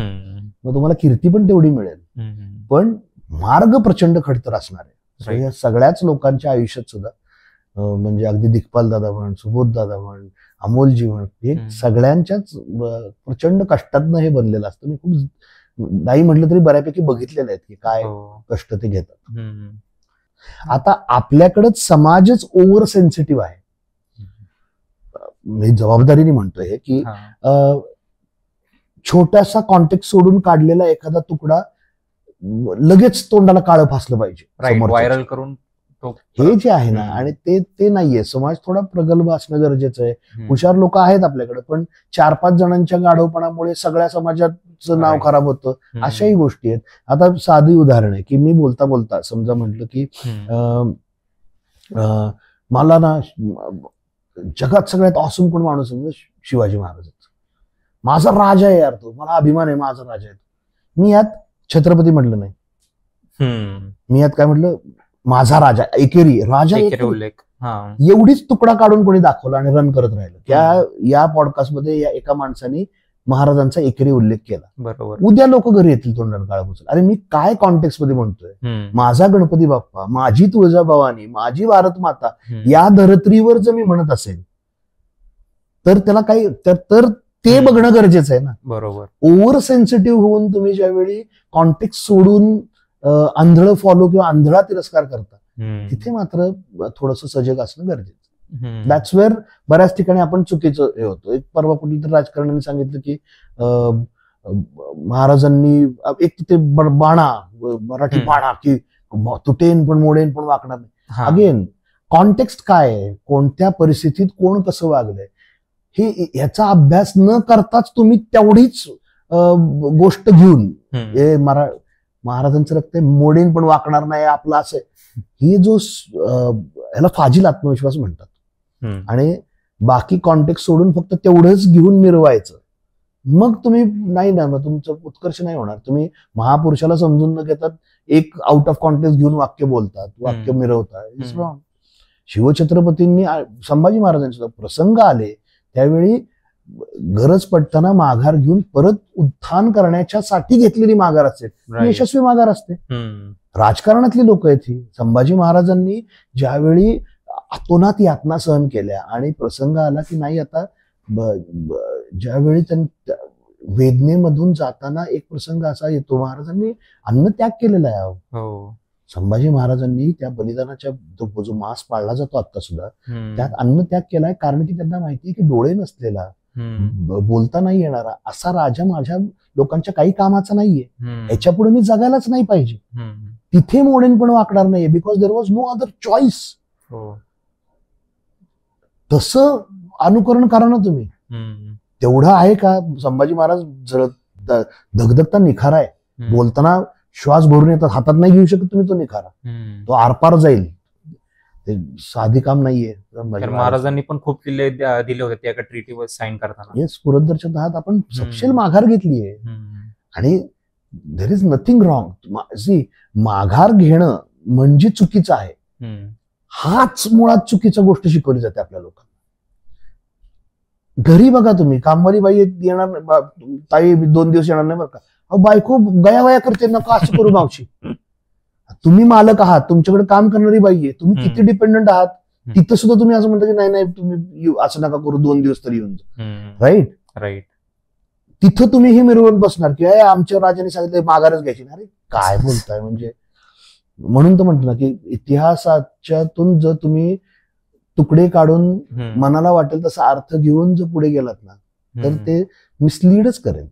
शिवछत्रपतींनी पुरंदरच्या तहात 80% गोष्टी देऊन टाकल्या स्वराज्यातल्या आणि नाइलाज म्हणून देऊन टाकल्या. तो हिंदू होता राजा म्हणून नाही दिलेल्या त्या देऊन टाकल्या होत्या नाइलाज म्हणून. आपण लढू नव्हतं शकणार म्हणून दिल्या होत्या. अशा परिस्थितीत जर तुम्ही त्याला काहीतरी वेगळा रंग देऊन हे करत असाल, परत मिळवलं हे महत्वाचं आहे. सो प्रसंगी माघार घेणं इज ऑल राईट. इतिहास आपल्याला ते शिकवतो. आता तुम्ही जसं म्हणले मॉडेल पण वाकणार नाही, पण आता दैनंदिन जीवनात पण मराठी लोक म्हणणार काम करायला पुढं मागं बघतात किंवा अरे मी हे कसं काम करणार, हे तर खूप खालचं काम आहे, मी हे काम नाही करणार, किंवा लोकांच्या हाताखाली मी जॉब करणार नाही, किंवा स्वतःच काहीतरी टाकलं जरी तरी त्यात चाललं नाही की लगेच बंद करतात, परत दुसरं काही करतात. तर ते असं आपण शिवाजी महाराजांचा इतिहास म्हणा किंवा त्यांचे विचार आपण मनात आणले कसे पाहिजे, किंवा ते मॉडेल पण वाकणार नाही, त्याचा खरा उपयोग आपण आपल्या जीवनात कसा आणला पाहिजे. व्यावसायिकता हा जो विषय आहे ना तो आपल्या मराठी माणसांचा कमी आहे. व्यवसायजन्य विचार करण्यासाठी शिवछत्रपती कसे हे करतात. इंग्रजांकडून भाड्याने बोटी घेऊन इराणमध्ये व्यापार केलाय. सगळ्यात पहिले मर्चंट आहेत महाराज समुद्रावरचे. तेच जणांना माहिती. त्यांचा इथं मीठ विकलं जातंय, त्या मिठावरती ऍडिशनल टॅक्स लावून म्हणजे त्यांचं मीठ कमी झालं, घाटावरचं मीठ जास्त विकलं जाईल, हा विचार करणं. महाराजांनी कधीही पैशांचा विचार न करता एक पण मूव्ह केलेला नाही. जावळी स्वराज्यात आणण्यासाठी समुद्रावरच आपल्याला ऍक्सेस मिळणार आहे, ट्रेड रूट्स मिळणार आहेत, हा विचार दृष्टिकोन असलेल्या माणसांनी घेतलेला निर्णय होता. तो मनात आलं जावळी घेतली असं नाहीये. राईट. Business mind 100%. त्याच्याशिवाय तुम्ही पुढे जाऊ शकत नाही. अगेन शिवचरित्र तुमच्या माझ्या आयुष्यात असणाऱ्या हजारो प्रश्नांचं एकमेव उत्तर शिवचरित्र असू शकतं, प्रोव्हायडेड ते तुम्ही त्या दृष्टीने बघितलं पाहिजे. किती 2 टोकं दिसतात महाराजांची बघा. शंकराचार्यांनी सांगितलं होतं की समुद्रबंदी माहिती ना, आपण देश सोडून बाहेर जायचं नाही, तो नियम होता. त्याच्यामुळे आपण बऱ्यापैकी मागे राहिलो. तर महाराजांनी तो नियम ढाब्यावर बसवला आणि मर्चंट नेव्ही सुरू केली. पण राज्याभिषेकानंतर याच शंकराचार्यांचा मंडन मिश्रा बरोबर झालेला संवाद ट्रान्सलेट करून हवाय म्हणून गागाभट्टांना सांगितलं, का तो वेदांतावरचा होता. काय घ्यायचं काय नाही घ्यायचं हे फार महत्वाचं आहे. तुम्ही फक्त धर्माच्या गोष्टीतच महाराजांना अडकवणार असाल, इट्स नॉट राईट. म्हणजे ग्रेट इनजस्टिस आहे त्या महानायकावरती. अहो गरज पडली तेव्हा पादऱ्यांची मुंडकी पाठवलीत महाराजांनी गोव्याला. तुम्ही त्यांना आता किती सेक्युलर हे लावा, परिस्थिती त्या काळात काय होती हे बघून विचार करूनच तुम्ही केलं पाहिजे ना. तुम्ही कशाचं प्रोपोगेशन किती करता हे खूप महत्वाचं आहे. आपण एवढ्या मोठ्या चरित्रातनं जर आपल्या समाजाला सकारात्मक ऊर्जा घेता येत नसेल आणि आपण पुन्हा एकदा कुठल्या तरी चुकीच्या कॅरेक्टरायझेशन मध्ये अडकत असू तर हे आपलं दुर्दैव आहे. म्हणजे इतका ताकदवान नायक असून सुद्धा त्याचा सदुपयोग आपण नाही करू शकत, तर हे आपली कमीपणा आहे. आणि मला विश्वास आहे की अशा कमीपणा असलेली लोक कमी असतील आणि ह्यात सकारात्मक घेऊ शकणारी जास्त असतील. राईट. दुर्दैवाने ते पोहोचवलं तसं गेलं जात नाही. ते जाणं गरजेचं आहे, पोहोचवलं जाणं गरजेचं.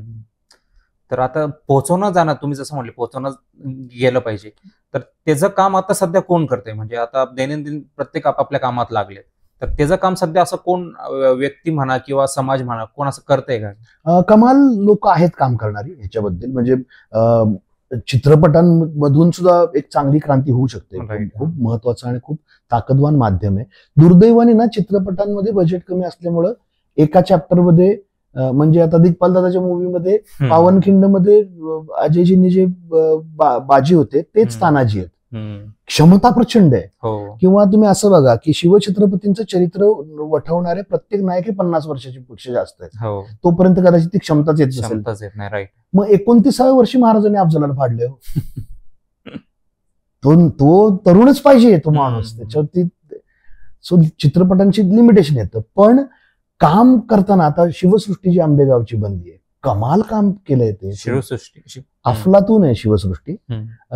दुर्गांचं मिनिएचर बनवणं, शिवछत्रपती 3D मध्ये बोलतायत असं केलेलं आहे. खूप सुंदर आहे. गव्हर्नमेंट ऑफ महाराष्ट्र सुद्धा, महाराष्ट्र शासन सुद्धा मोठ्या प्रमाणात पैसे इन्व्हेस्ट करत आहे वेगवेगळ्या पद्धतीने. म्हणजे शिवसृष्टी आता बारामतीला पण येते, चंद्रपूरला होतीये, अशा अनेक ठिकाणी आपण करतोय प्रयत्न. म्हणजे जो काळ होता की उठसूट रस्त्यांना नावं देऊन पुतळे उभा कर, त्याच्या थोडस पुढे येतोय आपण. मला वाटतं की या क्षेत्रात काम करणारे लोक आहेत, दर्जेदार काम करणारे लोक आहेत, त्यांना प्रोत्साहनाची गरज आहे. आम्ही आहोत, आता आम्ही आमच्या परीने आता खेळणी बनवणं, ऍप बनवणं हे आधी कोणीतरी करायला हवं होतं. तर ते नशिबाने आमच्या कामात लिहिलं गेलंय प्रारब्धाने, तर आम्ही ते करतो आहोत. सो देर आर पीपल जे जेन्युअनली काम करतात आणि अशाच लोकांचं आधिक्य जास्त आहे. मेजॉरिटीमध्ये चांगली लोक आहेत, त्यामुळेच असं नाही कधीच होणार की हे विरून जाईल. प्रत्येक जण आपापली जबाबदारीने काम करतील. तर एका म्हणजे कोणता तरी समाज आहे का की बाबा जो महाराजांचा इतिहास वर आणून देत नाही किंवा असं तुमचं काय मुळात ना, हा खूप चांगला प्रश्न आहे हा. मुळात ना, ज्यावेळी एखाद्या संस्कृतीचं अधपतन करायचं असतं, ही डॉक्ट्रिन आहे बरं का, हे काही नवीन नाहीये. मी खूप वादातीत बोलणार आहे आता. अशी डॉक्ट्रिन आहे, असं ठरलेलं आहे, कागद दिलेले आहेत, अशी व्यवस्थित ठरवून दिलेली पॉलिसी आहे. कुठल्याही नवीन संस्कृतीचं अधपतन कसं करायचं, ज्यांच्यावरती आपण राज्य करायला आलोय. इंग्रजांनी केलेलं फोडा आणि तोडा एकच माहिती आपल्याला, त्याच्या व्यतिरिक्त खूप आहेत त्यांच्या व्यवस्थित. त्यात त्यांनी असं दिलेलं आहे, इंटरेस्टिंग आहे. तुम्ही स्वतः आता इथून पुढे बघत चला, या गोष्टी तुम्हाला येता जाता दिसत जातील. एखाद्या उंचीवरती असलेल्या लोकांना खाली ओढायचं असेल तर त्यांच्याबद्दलच्या चुकीच्या गोष्टी पसरवा आणि त्यांना नावं ठेवायला सुरुवात करा. म्हणजे उदाहरण द्यायचं झालं तर पेशव्यांबद्दल म्हणा, ते अटकपर्यंत गेले ते नका जास्त ग्लोरिफाय करू, पण त्यांनी अस्पृश्यता कशी आणली असं म्हणून त्यांना खाली ओढा. मग बाजीराव मस्तानीवरच कसा लुब्ध होता हे बोला आणि त्यांना खाली आणा. इझी आहे. यश मिळालं. बऱ्याच लोकांना तेवढ्याच पुरतं पेशवे माहिती. आता अजून जवळ उंच टॉवरकडे जा. संभाजी महाराजांना नाही करू शकत असं तुम्ही. लोकांचं काळजात आहे. छत्रपती शिवाजी महाराजांबद्दल बोलून दाखवा बरं. असं चांगलं बोलणाऱ्याला लोक काळा पुस्तक चुकीचे अर्थ काढून, ती तुम्ही डायरेक्ट चुकीचं नाही बोलू शकत. मग काय करा, ह्यांना ना अशक्य प्राय अशा गोष्टी चिटकवा. ओव्हर ग्लोरिफाय करा. तुम्हाला माहिती का, सिंहाने दोरखंड दातात पकडला, 9 पैलवानांनी ओढला, 1 इंच सिंह पुढे हलत नाही. बरोबर. इतकी त्याच्यात जबड्यात ताकद. तुम्ही ज्यावेळी संभाजी महाराजांना त्या हात घालून फाडायला दाखवता, कवितेत ठीक आहे, फोडतो दात, मोजतो दात, फाडतो तो, हे कवितेसाठी ठीक आहे, ती रंजकता आहे. पण तुम्ही चित्रांमध्ये ज्यावेळी असं फाडताना दाखवता, 30 फुटी मोठा पुतळा हे करता, चित्र काढता आणि ते फाडतायत आणि सिंह वाघ फाडला जातोय, तुम्हाला मला भारी वाटतं. आपलं प्रेमच आहे, आपलं दैवत आहे ते.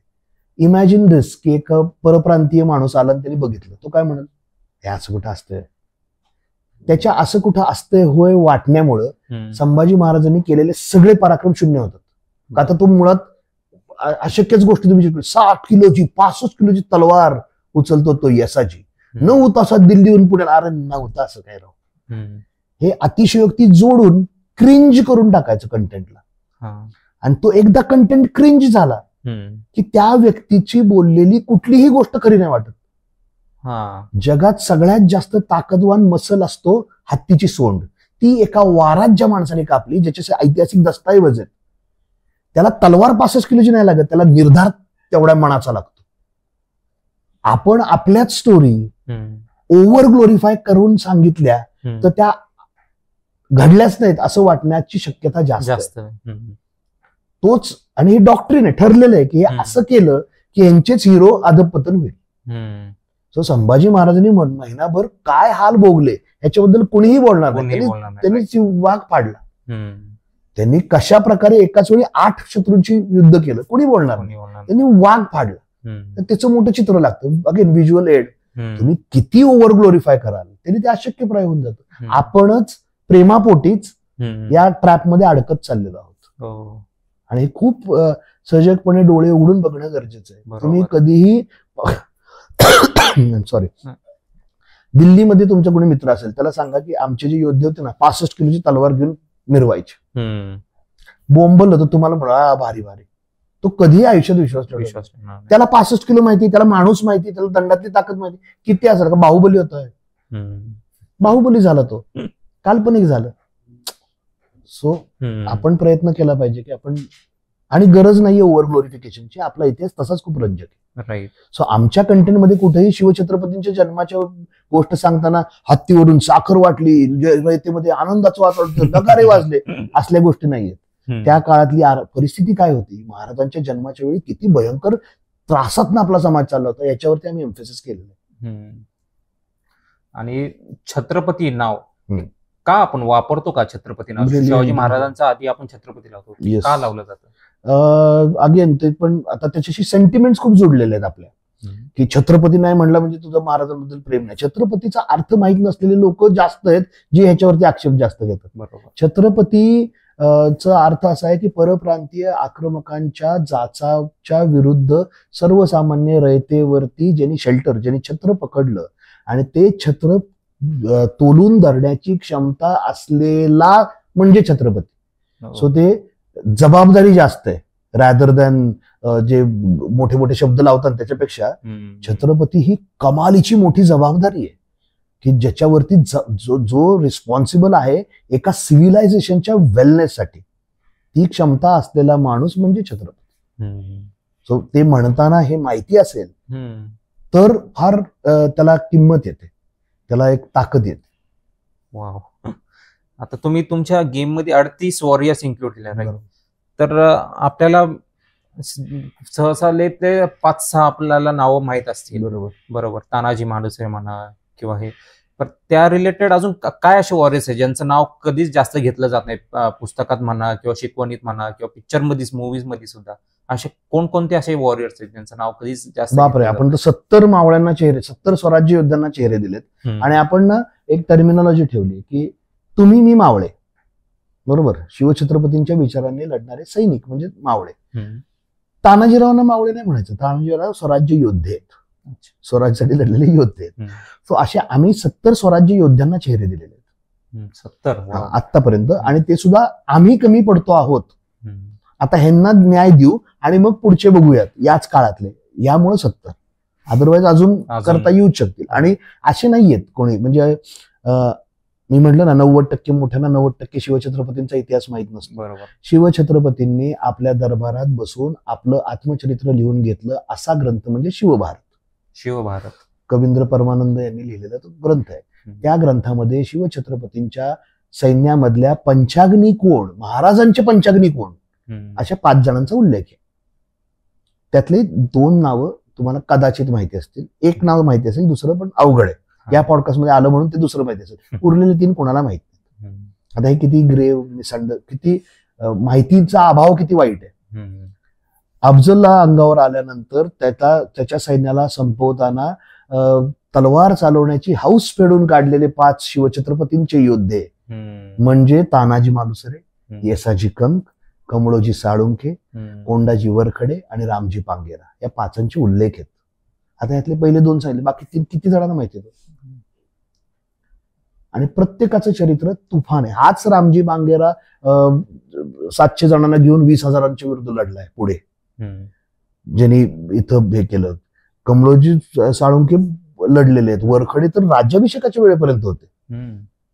आता हे जर तुम्हाला महाराजांच्या आत्मचरित्रात्मक ग्रंथातले योद्धे माहित नाहीत तर काय मग तुम्ही कुठल्या ह्याने म्हणता, अधिकाराने म्हणता की शिवछत्रपती मला माहिती आहेत. आम्ही हेच करायचा प्रयत्न करतो. ट्रम्प कार्ड मध्ये येतात, कमळोजी साळुंखे येतात, वरखडे येतात, तर तुम्हाला मग टेन्युअर मध्ये कोंडाजी वरखडे जास्त आहेत, चल दे मला, असं होतं. बाजीप्रभू हारतात वरखडेंपुढं, का तर वरखडेंचं टेन्युअर जास्त आहे. अफजल वधात उल्लेख आहे, राज्याभिषेकापर्यंत उल्लेख आहे, मोठा काळ स्वराज्यासाठी लढले. मग आपोआपच खेळता खेळता कळेल ना. ही माध्यमं अशी कामी येतील. राज्याभिषेक तुम्ही जसं म्हणले तर राज्याभिषेक सोहळा ते करण्यामागचं कारण काय? राज्याभिषेक सोहळा करण्यामागचं कारण काय? एकतर यासाठी स्वराज्य एंटरप्राइज म्हणून स्वराज्याकडे बघणं फार गरजेचं आहे. शिवछत्रपती तसेच वतनदार होते की, वतनदाराचं पोरग होतं. आदिलशहासाठी काम करत राहिले असते तर आदिलशहाचे वजीर होऊ शकले असते खूप सहज, तेवढी उंची गाठू शकले असते with the kind of leadership qualities he had. अशा परिस्थितीत ते सगळं जाऊ देत, मला माझं इथल्या लोकांचंच राज्य उभं करायचंय, हा जो विचार आहे, त्या विचाराने, वडिलांचा विचार आहे त्यांच्या, शहाजीराजांचा विचार आहे, त्या विचाराने इतकं प्रेरित होऊन एवढं मोठं करायचं आणि नवीन कन्सेप्ट एवढा मोठा करायचा, त्याला समाज मनात मान्यता मिळवून द्यायची, म्हणजे तो राज्याभिषेक सोहळा आहे. सभासद बखरीतली जी वाक्य आहेत की इथला माणूस राजा झाला, ही छोटी गोष्ट नाही झाली. तुमच्या माझ्या आजच्या अस्तित्वाला आकार देणारी सगळ्यात मोठी घटना आहे शिवराज्याभिषेक, ज्याच्या 350व्या वर्षात होता. आपला माणूस राजा बनतो ह्याची दखल सगळ्यांना घ्यायला लागलेली आहे. औरंगजेबाला व्यवस्थित माहिती, त्यांनी सांगितलंय होऊ देऊ नको राज्याभिषेक, व्यवस्थित त्यांनी व्यवस्थित दिलेलं आहे, पण आपण नाही, आपण व्यवस्थित तो करून घेतला, त्या माणसाला बिझी ठेवलं. आदिलशाला नव्हता होऊ द्यायचा राज्याभिषेक, आपण करून घेतला बरोबर. त्या घटनेने एक सिंहासन बनलं, त्या घटनेने छत्रपती हे पद आलं.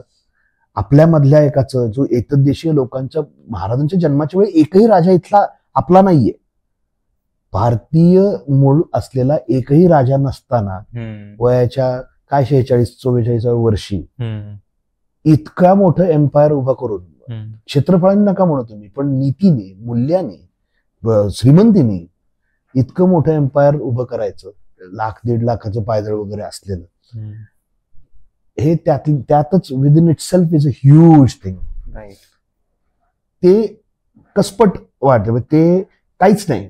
एवढं मोठं एम्पायर उभं केलं, ते महाराजांच्या कर्तृत्वामधली छोटीशी गोष्ट वाटावी, इतकं महाराजांचं कर्तृत्व त्यांच्या नंतर त्यांचं नाव घेऊन पिढ्यानपिढ्या इन्स्पायर्ड राहतात.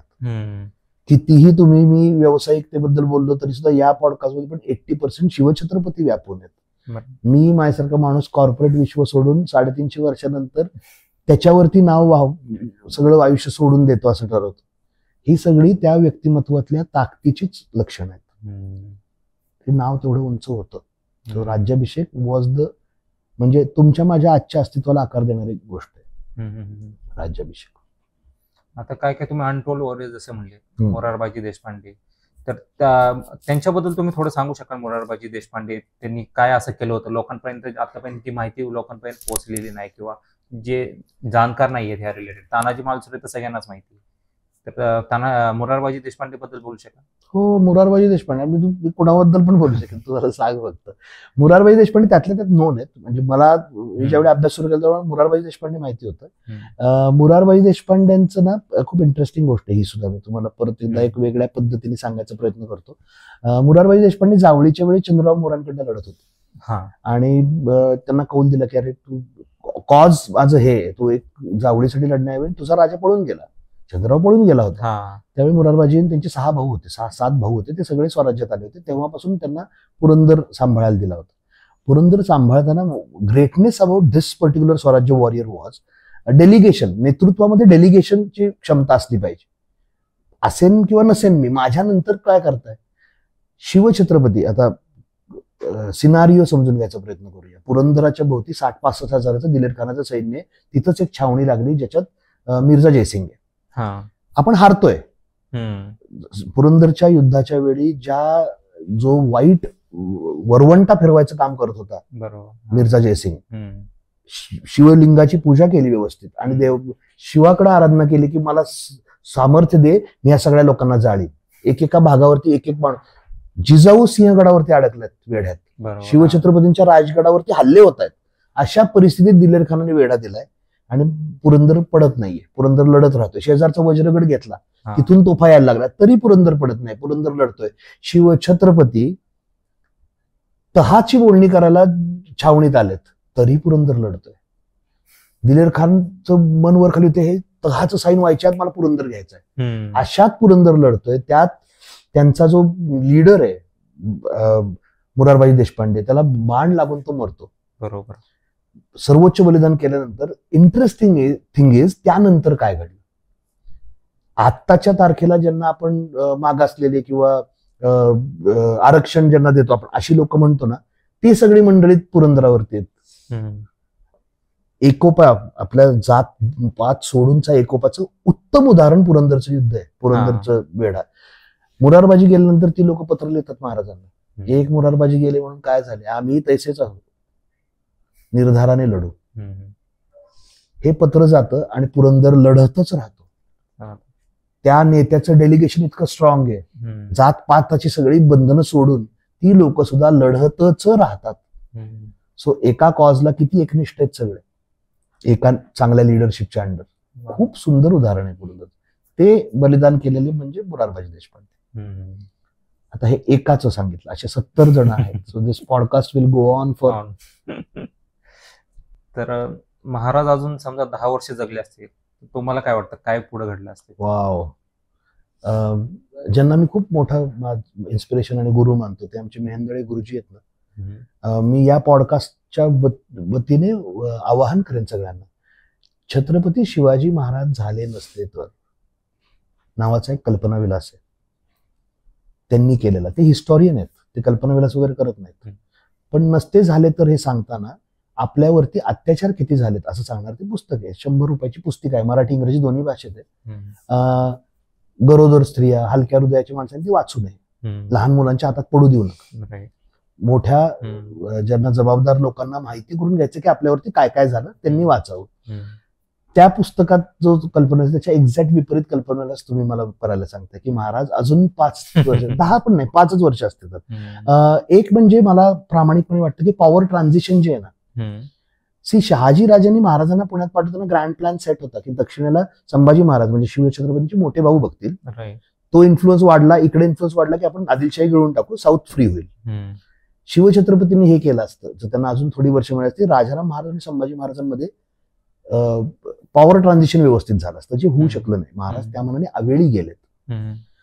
ती एक गोष्ट. दुसरी गोष्ट, इंग्रजांना महाराजांनी व्यवस्थित ओळखलं होतं. 100-150 वर्ष इंग्रजांना राज्यच नसतं करता आलं, महाराज अजून टिकले असते. तिसरी गोष्ट, लार्जेस्ट कॉन्ट्रीब्युटिंग स्टेट महाराष्ट्र आहे जीडीपीच्या बाबतीत. दॅट्स बिकॉज त्या माणसाची पुण्य आहे. त्यांनी जी कर्तबगार लोक गोळा बनवली महाराष्ट्रात, त्यामुळं महाराष्ट्र उद्यमशील झाला. त्यामुळं आपल्याकडचे जे वातावरण आहे ते पोषक आहे, आपलं लाईफ बेटर आहे. तसं देशाचं झालं असतं 5-10 वर्ष महाराज असते अजून तर. नंतर सुद्धा पेशव्यांचं काय झालं, पेशवे गेले, चौथाई द्या आणि मागे आले. महाराजांचं असं कधीच नव्हतं. महाराजांचं असं होतं की मी गेलो तर मी सेटअप कसा करेन, नीती पॉलिसीज कशा इम्प्लिमेंट करेल आणि उत्पादन कसं वाढवेल, ते शक्य नव्हतं पेशव्यांना नंतर. सो जिंकले पण निघून आल्यानंतर चौथाई नाही मिळाली की तो एरिया परत गेला, असं झालेलं आहे. महाराजांनी तसं नसेल. महाराज अखंड भारताचं जे स्वप्न लोक बघतात आता, ते स्वप्नच अस्तित्वात नसतं, कारण की आपला भारतच अखंड असतं. वी वुड हॅव बीन, जगातली सगळ्यात मोठी पॉवर आपण असतो. आपल्या अनेक गोष्टी ज्या विरून गेल्या, बुडून गेल्या, ज्या लोपून गेल्या या परप्रांतीय लोकांमुळे. रायगड 20-22 वर्ष महाराष्ट्रीयन माणसाला, देशातल्या लोकांना रायगडावर जायला अलाव नव्हतं. हे काही झालं नसतं. शनिवारवाडा 14 दिवस जळत होता, धूर आकाशाला गेला होता. किती दस्तऐवज गेलेत आपले त्यात, हे काही झालं नसतं. महाराज 5-6 वर्ष अजून असते ना तर आपलं, आपण असतो त्याच्यापेक्षा खूप पुढे असतो. आणि नसते तर आपल्या अस्तित्वाला काही अर्थच नसतं राहिला. तो पण टॉपिक तुम्ही जसं म्हटले, महाराज जर नसते तर काय झालं असतं. महाराज नसते हा थरकाप उडून देणारा विषय आहे. महाराज नसते तर खरंच अवघड आहे. महाराज म्हणजे नंतर औरंगजेबाने महाराजांनंतर पुण्याचं पण नाव बदललंच होतं की. यशवंतराव चव्हाण म्हणतात की महाराज नसते झाले तर तुमच्या माझ्या घराला पाकिस्तानच्या बॉर्डर्स असते. खूप मोठं वाक्य आहे आणि खूप डीप वाक्य आहे. ज्यावेळी तुम्हाला स्वातंत्र्यवीर सावरकरांना सुद्धा प्रेरणास्थान म्हणजे महाराजच असतात. ज्यावेळी स्वामी विवेकानंद म्हणतात की एका जनरेशन म्हणजे स्वतःच्या अस्तित्वामुळे येणाऱ्या हजारो जनरेशनचं पूर्ण भविष्य बदलण्याची क्षमता असलेले माणूस म्हणजे महाराज आहेत. हजारो लोक म्हणतात. वंगभंग चळवळीच्या वेळेत अरविंद घोषांची वाक्य आहेत, किंवा रवींद्रनाथ टागोर यांनी लिहिलेलं की माझ्या बंगालमध्ये असा एकसूत्रित जोडणारा राजा का नाही झाला. ही सगळी मोठ्या थोरांची वाक्य आहेत. दुर्दैवाने खूप अभ्यास केल्यानंतर ज्या मोठ्यांना कळतात गोष्टी, ती क्षमता सगळ्यांचीच नसते. महाराज नसते तर काय झालं असतं हे कल्पना विलास सुद्धा बुद्धिमंतांना जड जाईल विचार करणं. इतका मोठा इम्पॅक्ट आपल्यावरती असतो. मुळात हे अस्तित्व जे आता आपण उपभोगतोय त्या सगळ्याचं आपण देणं लागतो शिवछत्रपती या महापुरुषाचं. आता महाराज गेल्यानंतर संभाजी महाराजांनी काम हातात घेतलं आहे. तर संभाजी महाराज पण गेल्यानंतर पुढं ते स्वराज्य चालवण्याचं काम ताराबाईंकडे होतं. तर त्याबद्दल तुम्ही थोडं बोलू शकाल? शिवछत्रपतींची थोरवीच ही आहे की त्यांचं राज्याचं मूल्यांकन हे त्या क्षेत्रफळाने नाही करू शकत. तुम्ही काय दोन जिल्हे, 2.5 जिल्हे असं म्हणू शकता. त्यानंतर त्यांच्या विचारावर केलेलं काम हे फार महत्वाचं असतं. शिवछत्रपतींनी त्यांच्या आयुष्य झिजवून आणि छत्रपती संभाजी महाराजांनी सर्वोच्च बलिदान देऊन त्या त्रासाला उपभोगून त्यावेळेस न वाकून हे जे प्रेरणा उभी केली, त्या प्रेरणेच्या जोरावरती जे लढलो आपण, ते नाहीये माणसाच्या इतिहासात कोणीच. कुठल्याच राजाचा इम्पॅक्ट एवढा मोठा नाहीये. पेशव्यांनी अटकपर्यंत न्यावं, ताराराणींनी औरंगजेब इथे येऊन बसलेला असताना ज्याच्या जाचातनं वाचण्यासाठी राजाराम महाराज खाली गेलेत, किंवा महाराजांचा सुद्धा प्लॅन बी हाच होता की हा औरंगजेब येईल, त्यावेळेस हे पोस्ट सोसणं अवघड असेल, त्यावेळी त्याला अजून ड्रेन करायला खाली जाऊ. महाराजांचं वाक्य आहे की एक दुर्ग माझा 1 वर्ष लढेल, 365 दुर्ग आहेत माझ्याकडे, औरंगजेबाला मराठ्यांना गिळंकृत करायला 365 वर्षांचं आयुष्य लागेल. सो हे सगळं विजन असलेल्या राजांनी निर्माण केलेल्या प्रेरणेमुळेच होऊ शकलंय. ताराराणी सुद्धा तसं पाहायला गेलं तर सिंहासन नाहीये, कुठं राहायचं, अस्तित्व काय माहित नाही, कधी इथे कधी तिथे. मुघलांचे तर कंटिन्युअस छापे चालूच आहेत, दुर्ग चिंकतायत, दुर्ग हारतोय आपण. अशा परिस्थितीत सुद्धा ती चैतन्य निर्माण ठेवायचं, संताजी धनाजींसारख्यांना बरोबर घेऊन, अमत्यांना बरोबर घेऊन. हे impact out of this world आहे. हे अशक्यप्राय गोष्टी होऊ शकल्या कारण त्या महाराजांनी निर्माण केलेलं चैतन्य एवढं मोठं होतं. संभाजी महाराजांच्या बलिदानाने पेटून उठणारी लोक तेवढी आपली भन्नाट होती की त्या व्यक्तिमत्वांचं तेज, उधारीचं तेज असं म्हणता येईल, जे अगदी पेशव्यांपर्यंत, तुमच्या माझ्यापर्यंत येत राहिलं आणि आपलं अस्तित्व टिकलं. तर ताराराणींचं कॉन्ट्रीब्युशन पण कमालच आहे. म्हणजे त्यांनी सुद्धा जे जिवंत ठेवलं की कोणीतरी आहे टू लुक फॉरवर्ड टू. ताबडतोब मृत्यूनंतर, छत्रपतींच्या मृत्यूनंतर ताबडतोब निर्धाराने पुढचा राजा कोण असेल. राजाराम महाराजांचा सिंहगडावरती मृत्यू झाल्यानंतर ताबडतोब हे मोठं नवरा गेलाय, त्यावेळेस निर्धाराने आता हा असेल पुढचा, आणि मी सावरली. हे एका दुसऱ्या माणसासाठी नाहीये, हे सिव्हिलायझेशनचं वॉर आहे. हे इन्कल्केटेड असणं त्यांच्या रक्तामध्ये, हे किती मोठी गोष्ट आहे. स्त्री पुरुष समानतेच्या गोष्टी आपण आत्ता करतो, तिथं स्त्री नेतृत्वाच्या मागे एवढी लोक मोठी उभी होती. सो महाराजांच्या चरित्रातनं प्रेरणा एकदा घ्यायला सुरुवात झाली की त्याची काही क्षमता नसते, त्या तेजाला कुठलं कोंदण नाही घालू शकत. तुम्ही बोलताना मला खूप वेळ नोटीस झालं, तुम्ही दुर्ग म्हणताय, किल्ला न म्हणता तुम्ही दुर्ग म्हणताय, त्याचं कारण काय? अरे महाराजांच्या म्हणजे one of the 100 things he was great at was की भाषा आपली राहिलीच नसती. जसं आपलं कुठलीही जीवन पद्धती आपली राहिली नसती जर हे लोक आपल्यावरती टिकून राहिले असते. तर महाराजांनी कायम भाषेच्या संवर्धनाचं काम केलं. महाराजांनी हनुमंतांना बोलून राजव्यवहार कोश बनवून घेतला की आपल्या शब्द कोणते. बाळाजी आवजींकडनं पत्रलेखनाच्या भारतीय पद्धती बनवून घेतल्या. सो त्यांची स्वतःची मुद्रा सुद्धा संस्कृतोद्भव होती, वडिलांची फारशी ते त्यांची. जो त्यांनी कायमच मेंटेन केलं की आपले शब्द असले पाहिजे. महाराजांच्या सगळ्यात जिव्हाळ्याचा विषय म्हणजे दुर्ग. तुमच्या माझ्या नावाला अंतर्मुख होऊन विचार करा, संस्कृतोद्भव अर्थ असतो, कारण की आपण या संस्कृतीत जन्मलेलो आहोत. जॉन अशी नावं नाहीत आपल्याकडे, बिकॉज वी डोंट नो. आपल्याला त्याच्या नावाचे अर्थ माहित नाहीत. प्रत्येक शब्दाला तुमच्या खोल काहीतरी अर्थ आहे. देवाचं नाव फक्त नाही, त्याच्याही मागे काहीतरी अर्थ आहे. बरोबर. दुर्ग हा शब्द म्हणजे दुह म्हणजे अवघड, दुष्कर. ग म्हणजे गमन, जिथं जाणं अवघड आहे, जिंकून घेणं अवघड आहे, तो म्हणजे दुर्ग. महाराजांनी कायम दुर्ग हा शब्द वापरला. किला या अरबी शब्दावरनं किल्ला हा शब्द आलेला आहे. त्याची फोड करून कुठलाही शब्द निघत नाही. गड किंवा दुर्ग अशीच नावं असली पाहिजेत. आपलं दुर्दैव एवढं आहे ना, महाराजांवर खूप प्रेम आहे ना, नाही म्हणायला पाहिजे तोरणा. तोरणाचं नाव त्याचा आकार मोठा होता म्हणून प्रचंडगड केलंय महाराजांनी. तुम्ही कोण तोरणा म्हणतो अजून? किल्ले रायगड, अरे रे रे रे, दावते इश्क दिवाने आम, ते एज असतं ना उर्दीमध्ये, तसं किल्ला ए रायगड म्हणजे किल्ले रायगड. कशाला हो तुम्ही दुर्गेश्वर रायगड म्हणा. तुम्ही राजा मानता ना त्यांना, बरोबर. मग त्यांनी सांगितलेले शब्द नाही वापरतायत. ह्यापेक्षा दुर्दैव काय असेल? अगेन अज्ञान आहे. आम्ही मोहीम चालवतो, किल्ला नाही दुर्ग. दुर्ग म्हणा, शासनाने केलं पाहिजे. दुर्ग गड हे सुवर्णदुर्ग, सिंधुदुर्ग का दुर्ग, सुवर्ण किल्ला काय दुखत होतोय? महाराजांनी कायम दुर्ग वापरले, तुम्ही मी दुर्गच वापरायला पाहिजे. त्यांनी भाषा शुद्धीसाठी एवढे प्रयत्न केले आणि आपण किल्ले शिवनेरी, अरे रे रे रे, अज्ञानामुळे होतं.